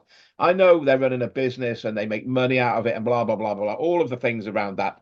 But let me tell you, I know how much I'd want to charge if they said to me, "Can you come and help organise Blackpool?" I'd be like, "Yeah, I don't think you've got And that I much." see how much they work all year round. Yeah, Like, I'm really absolutely. good friends with both of them. I've Yeah, seen how hard they work all year round. They work their nads off. yeah, And absolutely. and while everyone else is having the most wonderful time at the Blackpool Magic Convention, if you ever wondered what Ross Brown and Russ Stevens are doing, Yeah, they're running around like a blue-arsed fly. absolutely, absolutely. I can imagine. I can imagine. And I've been backstage because obviously I've never been on the gala show, but Ryland has. And I've been backstage and just seeing the level of stress that's going on behind the scenes with the level of the shows that they're putting on. Yeah. I wouldn't want that stress. No, yeah, you start to think, is there enough money to? And you're right. Everyone thinks, oh, it's a convention. But they probably get started on it. If you ask most people, they probably say they probably start thinking, putting it together in October. No, they start on the Monday after Blackpool. It is. It's a whole year Well, to prepare. actually, they start way ahead of time. I know that a quarter of Blackpool 2027 is already organised. Right. Yeah, that doesn't surprise me. So yeah, it's. But if you don't want to go to the dealers, I've got other friends who go and probably go to the dealers once or not at all. They just go to lecture after lecture and then go to the shows in the evening. They really get their money's worth out of the ticket in terms of the content. Um, but do what you need to do. Just make sure you have a good time. There's no one way to enjoy Blackpool. No. Um, I wonder how many people will be tired by the Sunday because there's only so much magic you can take, and before your brain goes, mate, let's not do this again. I noticed that less people go to some of the gala shows on the Sunday night Yeah, because I think they're magicked out. It's like, right, because normally people get there the day before and it's sessioning the day before, then all Thursday night, all Friday night, all Saturday night. yeah. Yeah, you know. So you're not going to make it to any lectures then, I'm going to be on the booth the entire time. Yeah, right? I will. I've got no new tricks coming out of Blackpool this year, just because you know what it's like. Sometimes it falls that way. Yeah, yeah. I got loads of stuff coming out over the course of the year, but I've got nothing coming out specifically out of Blackpool. I'm going to be on the Penguin booth. I will tell you that Penguin have got Headache by Tobias Oh, Dostal coming. yeah. That's Tobias' thing's going to be ready. Is it cool? Yeah, so that's I know because currently Penguin have said, can we ship the packages to you to your office and you take them to Blackpool? Thinking they're not going to take that much. Yeah, I've got like boxes. I no longer have a staff room. I just have a room where there's nothing but Penguin boxes. The amount of headaches they've got is ridiculous. It's great. It'll sell well. But yeah, it's so that I'm going to be on the Penguin booth. Magic TV booth is going to be run by Mark. It's going to be run by Thomas Maloney, my friend Thomas Maloney, Okay, cool. and Thea and Maddie. And I'm not bringing anything new out, but I've done an incredible bundle deal. Kind of to help with certain issues that I've got at the moment that I'm not going to get into. So I've kind of put everything that I've ever done since coming back to the community, Right. everything, like Wow. everything that I've done through Penguin, everything I've done through Murphy's, everything I've done through Alakazam, everything. Plus a brand new unreleased trick that's not going to come out until the end of this year. I've done a soft launch of it. I've also a year's subscription to the silver level of the Netrix, Right. which is valued at about 400 quid, plus a one-on-one. I do one-on-one sessions, a 1 hour one-on-one session that they can schedule at some point whenever they want to. And all of that comes to £1,900 or Wow. £1,800. Okay. And I'm doing it for 500 quid. Everything. Wow. Like, so you got everything. You've got all, I think there's like about 60 products in there. It's everything I've ever bought out. So That's Sankey level of discounting. yeah, well, yeah, I just got, because I haven't really got time to be on the booth much. No. And rather than standing there demming the whole time, I'd rather, people come up to me and they go, I've got that one, but not that one, not that one. Look, have everything, have spares of the stuff you don't want, or pass them on to a mate or whatever. Or stick them on Magic Week. Who cares if they bought it? Exactly. Yeah. Honestly, if you took everything out of that £500 deal and put them on Magic Week, you'd sell them and make more than the Yeah. 500 quid. And I've only done 30, and then that's it. So my booth is going to be, I've got 30 of these bundles, which people can pre-order if they want to. And when the 30 is done, I'm just shutting the booth down. Brilliant. Good idea. Good idea. Oh, Uh, well, hope you sell them all, mate. Hope you sell them all. yeah, I'm talking about Ryland. Ryland's going to be on Tricked Magic stand. Alex Jessen from Matrix Magic. Okay. and he's got a new envelope out, a new envelope called Switchcraft. Okay. Have you heard of Switchcraft? Oh, and that there is a book called Switchcraft that came out years ago, a mentalist book. But It's I haven't heard of this new product. Sounds great. so let me see if I can do this. I might not be able to. If I can, that'd be great, but I don't know if I'll be able to. He's got two things coming out at Blackpool. And the first thing is Switchcraft. Okay. And the second thing is Sharpie Zag. So he's got this thing coming out called Sharpie Zag, which is, have you ever, like the old thing where you put a cigarette in a thing and you cut it into three. Oh yeah, yeah, You know that? yeah. He's brought that out with a Sharpie, Okay. which is very, very cool. Very, very cool. It sounds it. Yeah, I'm trying to find the. I was going to play. Yeah, so I've got that. So he's got that, but he's also got. I was trying to find the demo. I was trying to find the demo to see if I could actually show it to you, but I haven't. But yeah, this Switchcraft, I did the tutorial for him and the trailer, Okay. and it's basically a switching envelope, but you can hand the envelope to the spectator.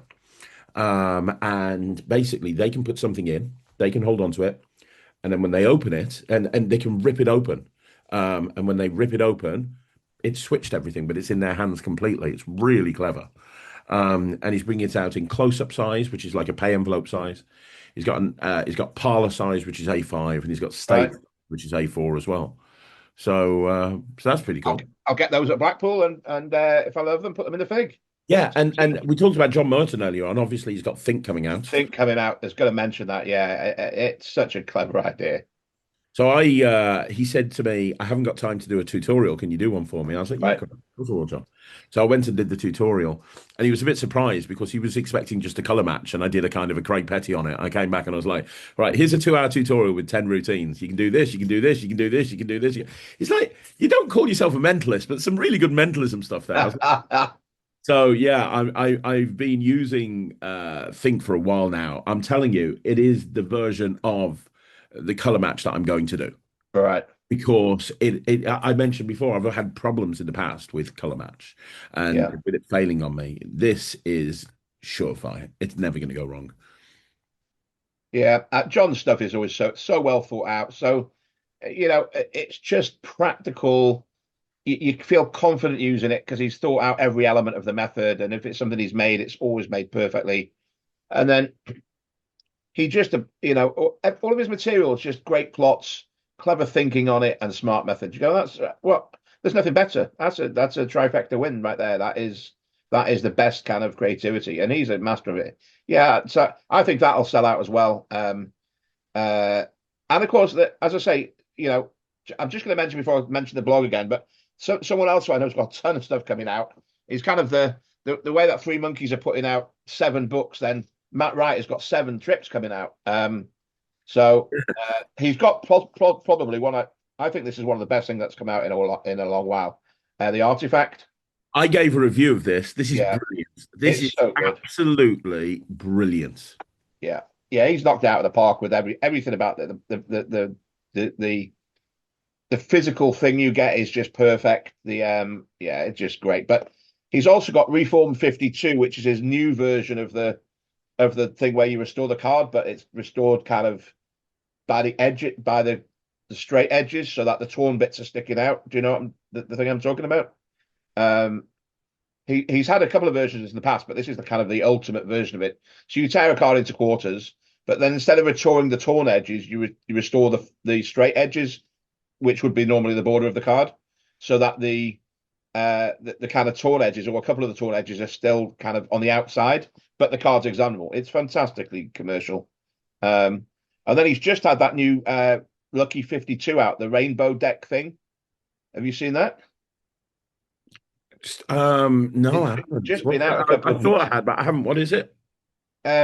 It's like ultimately it's a super easy to do open prediction, but it's got a rainbow deck ending, and it's got a great story to it. It's I've rubbed off on him eventually. He's not just coming out with clever, brilliant, genius level trips. He's now telling great stories with them as well. So And he's also got a brand new thing, which is I don't think is out till later in the year, called what is it called? It's like a tarot. So it's incredible, like an incredible tarot set, but it's got the effect he's got, Deepest Desire, I think it's called. The effect he's got with these tarot, and it comes with gaffs and everything, gimmicks, but it's like a whole set. You could do an act, but it's got a brand new kind of tarot effect I've not seen before. So if you go to Matt's stand, you should ask him to do the Deepest Desire thing. And then he's also got a new version of Visions, which is his named card, where they name a card and then the picture they just named is on the back of it. He's had a Yes, version of yes, that Visions before. is great. Yeah, yeah, Yeah, yeah. but the new one's even cleaner. So there's no palming now or double lifts or anything. Basically, it's a self-working thing. You could it's just super clean. And then yeah, of course, this Impossible Dream thing as well, which he's going to be demming on the stand. So yeah, I thought he performed in his bar and theatre also. It turns out he was working on a ton of new, magic releases. And what's interesting is he's on a little lecture tour as always, either side of Blackpool. In his lecture, he's not demming any of the stuff. He's not like performing. It's not a dealer dem. His new lectures are all about stories. It's called The Hook, I think, the lecture. It's all about kind of moving from when he used to study with Eugene Berger years ago when Eugene was still around and he was, a student of Eugene's, taking all the stuff that, basically how to be more engaging and get your audience to love you and then hook them into seeing some great material. So I'm seeing the lecture after Blackpool. I haven't seen it yet, but I think he's in Dublin lecturing tonight or somewhere. So yeah, a ton of great stuff. And this is the problem, of course. There's so much, and we've only mentioned probably 20 dealers there, and there's another 180 to go around. So that's why I want to do this blog during the convention as well. So, I don't want to find I want to find great stuff, but then as always, I want to share the wealth. If there's great Yeah. creators there with new stuff, happy to help them get the word out and say, listen, you guys should go and see this. So every day, every night, every evening, I'll be on my metabolic figure, metabolicfigblogspot.com. I'm going to post the link in the Blackpool Magic Conventioneers group. And also give it to me so I can post it down in the description to this video. Okay, cool, cool. So you'll be able to get to it from Facebook, from the Blackpool Magic Conventioneers group. And yeah, and I'm just trying to help promote those dealers. I think that's great because you Yeah, you you weren't at FISM, were you? no, Yeah. Tim Ellis was at FISM and he was doing a blog, a very detailed blog every single day. right. Of course, I was on a booth every day. It was what I was using to keep up with what was going on, and it was That's great. brilliant. And the thing is, Yeah, I read it. I read it. It was good. if people have never been to Blackpool before, the thing you need to understand is you are not going to be able to see everything. You are just not. It's going to be impossible. You're going to have to make choices. You're going to have to make decisions. In fact, there are going to be people that you hope to see at Blackpool, and you could go the entire Blackpool and not bump into them once because it is such a big place and there's so much going on at one time. Yeah, And there's so many dealers spread out over such an area. And because it's in the center of Blackpool, some people will take a break from the convention for an hour and go to the House of Secrets or the Ruskin or go for a meal somewhere. yep, It is so easy to go to Blackpool with a clear plan of what you want to do and do absolutely fucking none of it. And that's what you need to understand because you are going to miss stuff. And by going and watching a blog like Mark's, you're going to go, I had that. Do you remember that trick that everybody was talking about? Last year, the flash coin, where you just hit it and flash. It was yeah. like a matrix, but with no cover using a flash. He's got a new version this year. Oh, great. I want to see that because Ryland's been using that for a year. And I didn't know about it. And people were coming up to the Penguin booth. Have you seen the Matrix? No, I haven't seen the Matrix. And then somebody posted in Blackpool convention and went with the video. And I was like, ah. And I saw that on the Saturday night. So on the Sunday, I went straight up with Ryland and I was like, right, okay, we're going there. We're going Yeah, to look at this. But having reading the point I'm trying to make is reading a blog like Mark's, who's so connected to everybody at this place. It's going to help you because you're going to see stuff and you're going to go, I didn't know about that. It could be very easy to make. The amount of times, how many conversations have you seen, Mark, where people are hanging around in the Ruskin on the Sunday night and all the dealers have shut down now, and someone's saying, oh, yeah, I got this trick and this trick. And then somebody else will go, I went around the dealer hall 15 times and I never saw that. yeah, It's complete because It's impossible. There's so many dealers and there's so Yeah, many tricks on each dealer booth. You physically can't see everything on everything. So yeah, you don't want to be that guy where I am, where on a Sunday night you're like, where was that? Oh, it was down that right. It was the third aisle down on the left-hand side, five up on the right-hand side, next to Matthew Garrett with his ninja rings. Like, what? So yeah. yeah, absolutely. Yeah, so it's yeah. Take your time going around the dealers. I'm going to try and have a day off it. Actually, I think on the Saturday I'm not going to go to the dealers at all. So just to have a little break and just to kind of not be overwhelmed. It can be hugely overwhelming. The whole experience of Blackpool. You go in that dealer hall, you get in there the first time you go in there. You're like, there's just people everywhere, and of course you go into a lecture which you've queued half an hour or longer to get in. There's 1,000 other human beings, so the jury's out whether that's a really good learning experience or environment or not. But the fact is, you've got to go because it's just part of the culture there. And of course, then you get to see them do their stuff and sell their notes. And so, just a little quick rundown because I know we've been a while already. Just some stuff I'm looking forward to seeing on the program. So Yeah. I'm not going to talk about the shows in the evening. I love Jack Rhodes, I love Zabrecki, I love Caroline Raven, I love Hans Klock. So that's a personal choice. So um, I mean, I know what I would see out of those or what I am going to see out of those, but I don't want to do a disservice to the others who might be far more someone's cup of tea listening to this than the others. But I am going to mention some lectures that I think you should see. So, and again, this isn't to diss any of the ones. This is my personal perspective. So, for example, I love Richard Sanders and Banachek and Paul Gertner, but I'm well aware of their material. I know their work, uh, and so I'm not going to see any of those lectures. Now, that's fine because even if I wanted to, I can't see all the lectures. But I am going to tell you from my personal preference who I do want to see and why. So just a quick rundown. And of course, some of these overlap. So the first show I'm going to recommend Dave Loosely on the Thursday and Matt Edwards, they overlap. Dave Loosely is a former close-up Magic Circle winner, brilliant creative magician. I've told you, his book is fantastic. It'll be one of the best things to buy at the convention. He's a creative powerhouse. Matt Edwards is law unto himself. He's as good a performer as I think there is who isn't famous yet. He is the most brilliant, unfamous performer I know. Not just in magic. I mean, generally, he is brilliant. Of course, he did win the Magic Circle, stage show as well. But he's just getting going, I think, on his journey. So and I don't think he's got anything to sell either. He's just coming to do a lecture and be brilliant. So I'm surprised they haven't got him on for a show in the evening. Maybe next year he'll be on because he should be. So Matt Edwards, Dave Loosely, Ben Earl. Now, a couple of these you might, and again, Ben Earl overlaps with John Morton. So, but the overlaps that the ones I'm suggesting here, you can catch them all on a later day, either Saturday or Sunday. There's repeats. So, Ben Earl and John Morton. So see them either this day or a different day. And then the final one, a name a lot of people might not know, 2:30 Pete Heat. Do you know Pete Heat? I've heard of him, but I He is, don't know. man. So he's a professional comedian. I mean, he's a magician and a brilliant magician, but he works the comedy circuit. I mean, he's just, if you spoke to comedians, they'd go, yeah, Pete, he's hilarious. And he is hilarious. He's not a comedy magician. He's a comedian. He just happens to be a brilliant magician as well. He will have more converts at this convention than anyone. People will go and see Dave, but they love Dave. He's a known, Ben Earl's a known quantity. Pete Heat is an unknown quantity of genius proportion. He is funny. He's just brilliant. So yeah, that's so. If I had to say one thing to see, if you've never seen it before, seen him before, Pete Heat, fantastic. Um, and then also last thing on the Thursday, Matt Pritchard with his optical illusions and stuff. Every day he posts them on Facebook, and every day I'm like, I don't know what's going on with this. He makes these little videos of kind of cool optical illusions, and I'm talking about, right? Matt Pritchard, Yes. the guy. Yeah. Yeah. Yeah. Yeah. So yeah, Very, very smart guy. yeah, he's super smart. And then, last time when he lectured a few years ago at Blackpool, I just stood and watched the whole thing. Couldn't get a seat. It was that busy. It was that popular. I just stood and watched the whole thing.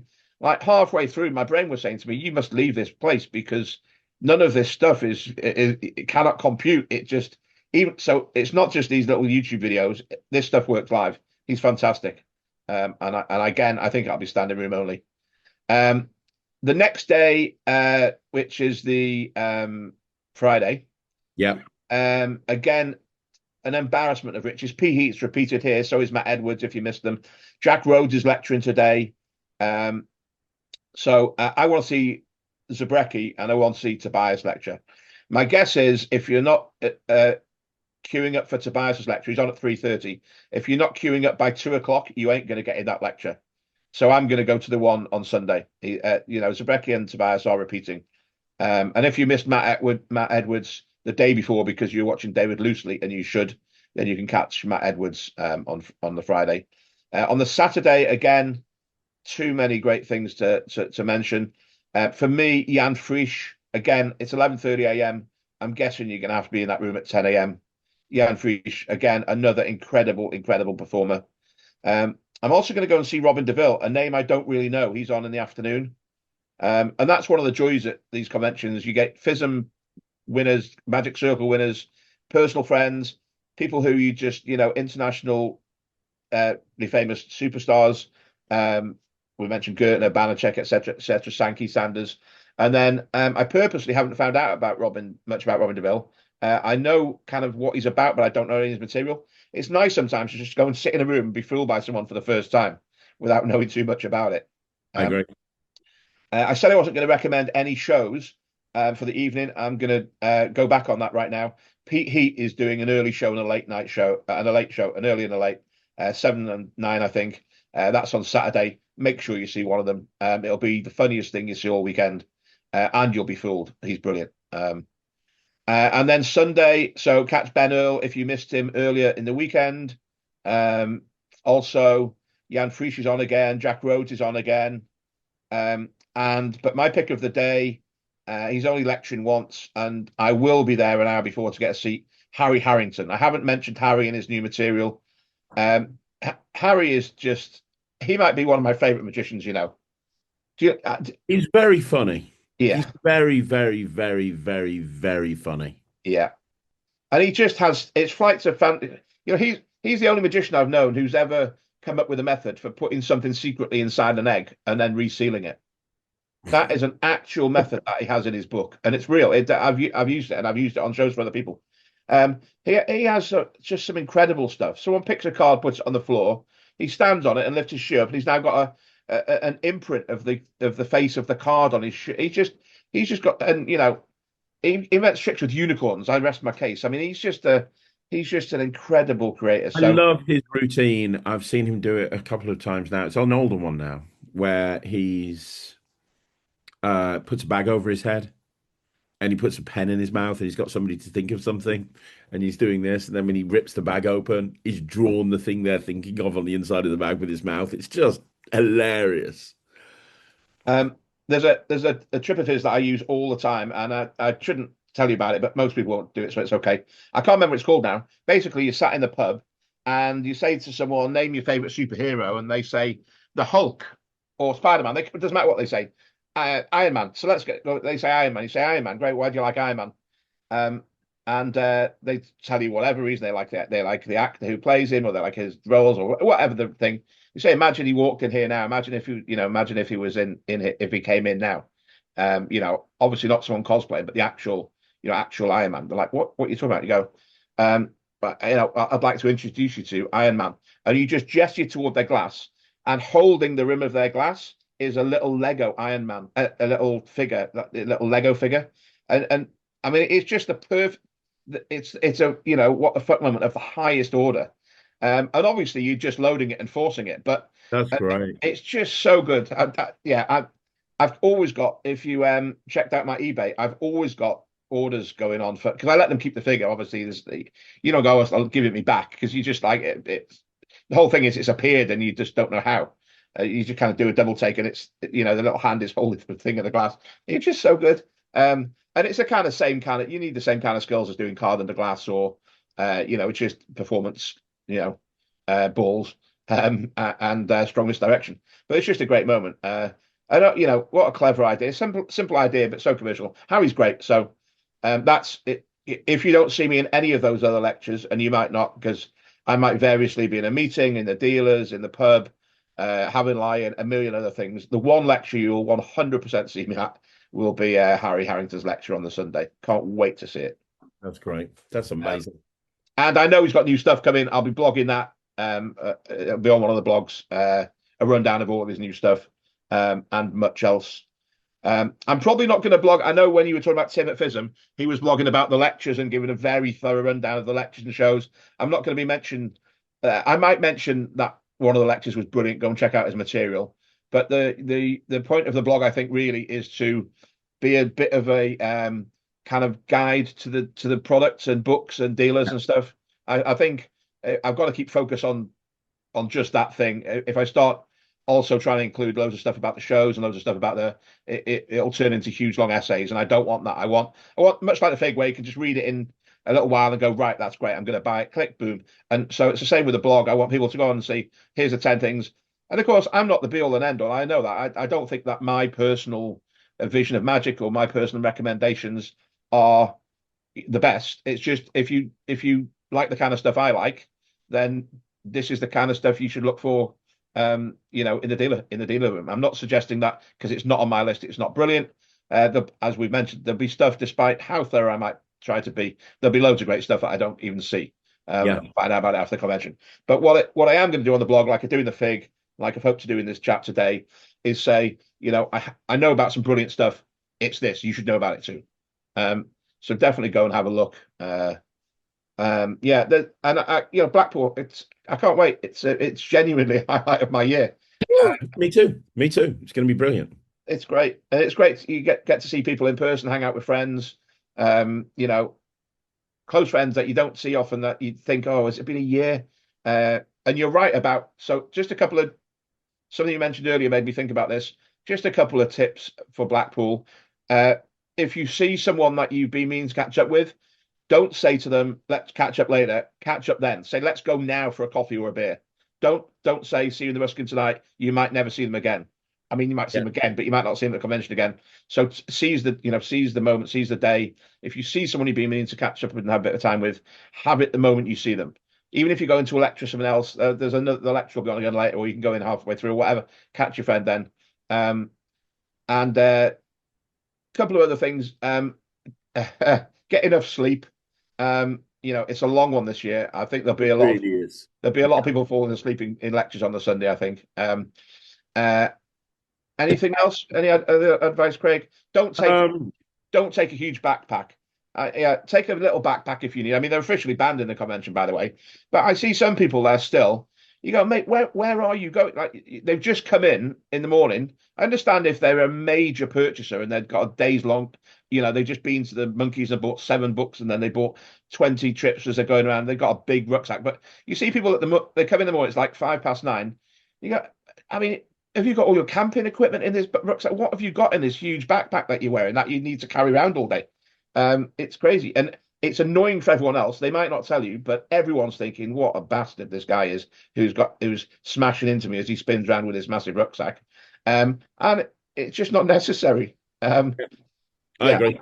yeah, Also, if you see something in the dealer hall that you like and they say they've got limited availability, they're not pulling it on. Sometimes they have. The yeah, amount of disappointed people that I see that yeah, go and look at something and they'll go, I'll get back to you. And then they go back later on that day or the next day and it's sold out. And it's the yes, sort of thing that you're never going to find anywhere else other than Blackpool. yeah, It's fine not to buy something and not be pressured into it. But if you see something you genuinely like, yeah, don't think it's still going to be there when you get back. There's 4.5, 5,000 magicians in that room, and some of them are going to feel the same way as about you, yeah, yeah. about it as you do. The amount of times I've seen something, I've gone back and it's not there anymore. I totally agree. Yeah, if you see something, get it there and then. So just for example, Christian's cap thing. I know I think he's got 100 of them. Let's say he's got 150 of them. That he's not a magic dealer and he's not a full-time creator. He's a performer. And I mean, he does create. He's got his monthly membership and stuff, but he's not creating trips to sell. He's not a shop. He is not a.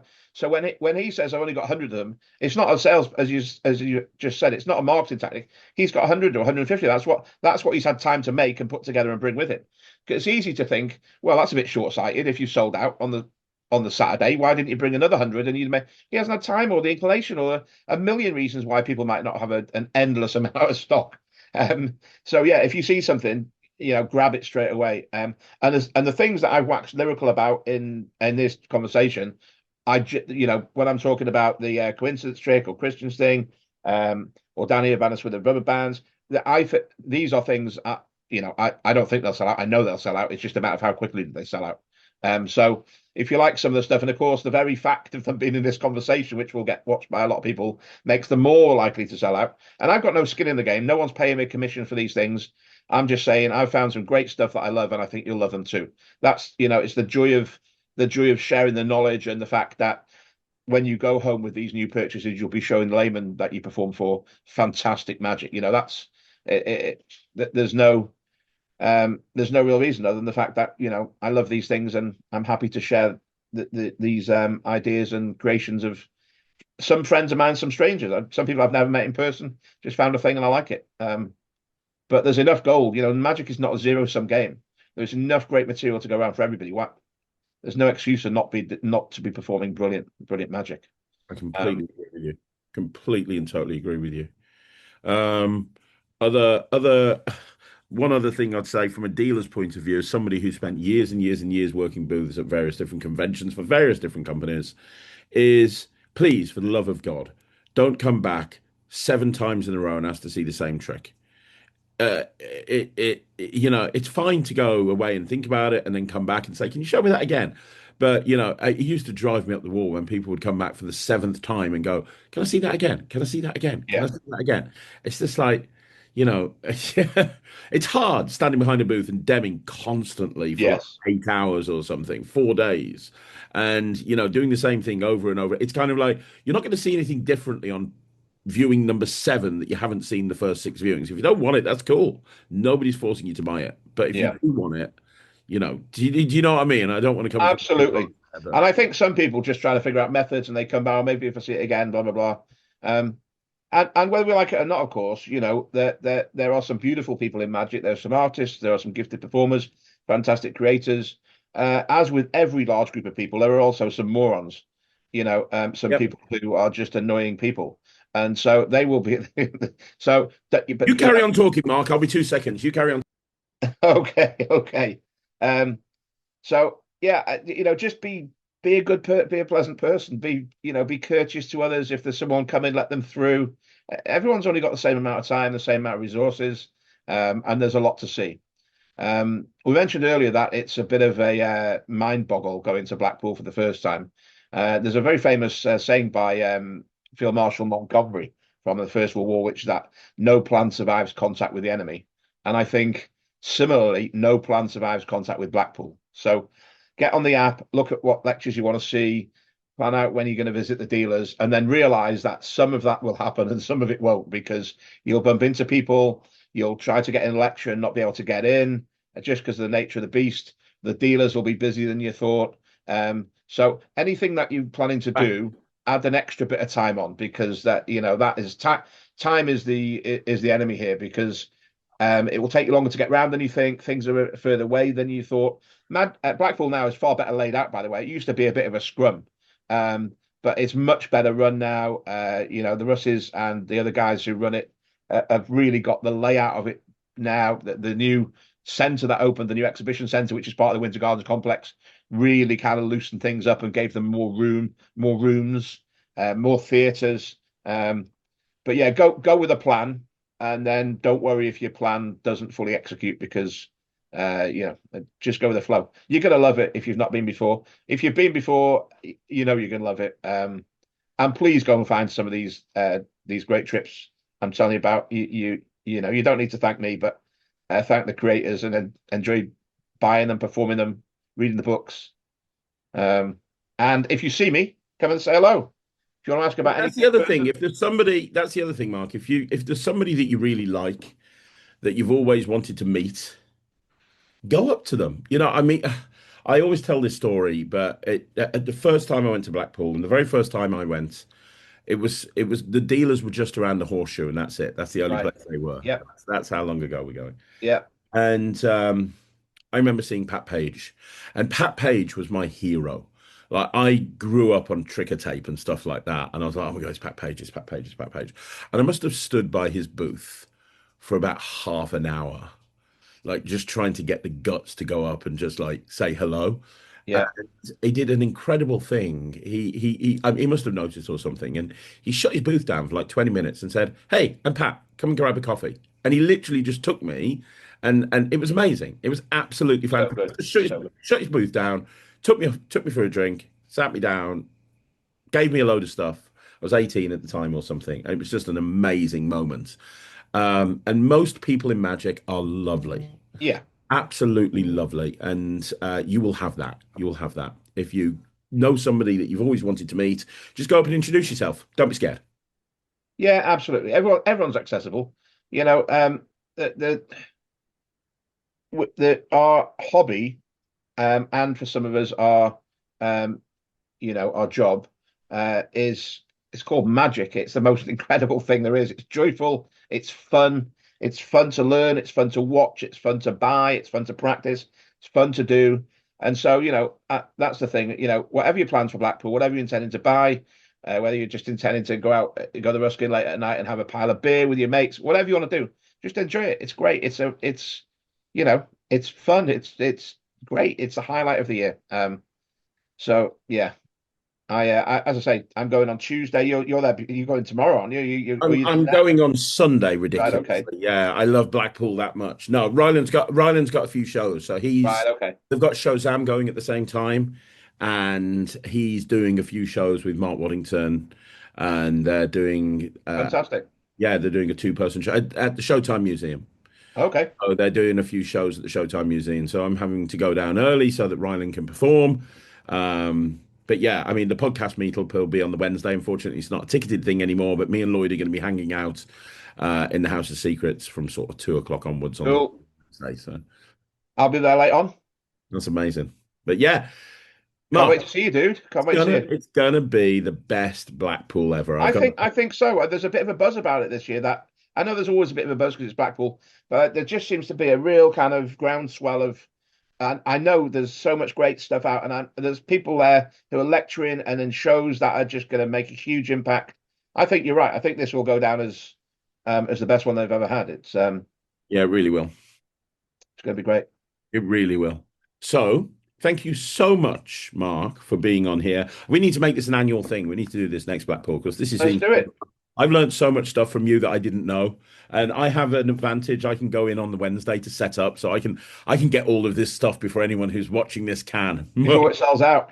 Yeah, I'll have to go up to them and like wink, wink. Do you want a review? Hey, know what I mean? Yeah. Know what I mean, see how that goes. Well, I mean, I'll be in on the Wednesday too. So that's what allows me on Wednesday night to put the first blog post up because it'll be right. I know Thursday morning the convention starts. Apart from the other stuff I've recommended in the Fig or in the Fig podcast with Craig, also here's some other stuff that I've only just found out about that Yeah, you need to know about. And I understand it can be overwhelming. I'm not expecting everyone to buy all the stuff I put in the Fig, all the stuff I've mentioned here, or all the stuff I've mentioned in the blog. Otherwise, I mean, there will be some people who do that, and there'll be some people who buy even more. But pick and choose. That's why in the Fig particularly, and a little bit on here, I've tried to describe what things are or what why I like them. So you can go, it's cards, it's not for me. There's a lot of people who don't do card magic, so immediately all the things that I recommend that are cards, you can put them out of your mind. Just focus on what you like and the creators you like. But it's good to have the knowledge. It's good to know what's going on. It allows you to make informed buying choices. Um, and that that's the best place to be in. absolutely, 100%. Mark, thank you so much for joining me on the podcast. Thanks, Greg. It's been great. I will be seeing you in a couple of days' time at Blackpool. Yes. So it's going to be very, very exciting. But yeah, for everybody watching this, please do me a favor and go and subscribe to the Fig. It is probably one of the best things I've ever done in Magic. If you want to be the guy that knows everything, if you want to be the person that's very knowledgeable about everything, somebody posts in a Facebook group and you go, yeah, I already know about that, plus a million other things. Well, the way that you become that is by subscribing to the Fig. It is amazing. So go check it out. And make sure that you keep updated with Mark's blog as he updates them every single day at Blackpool. And I'll see you again. Mark, one more time. Thank you, my friend. Thank you, Craig. See you soon. See you soon. My name's Craig. We'll see you again right here on Magic TV.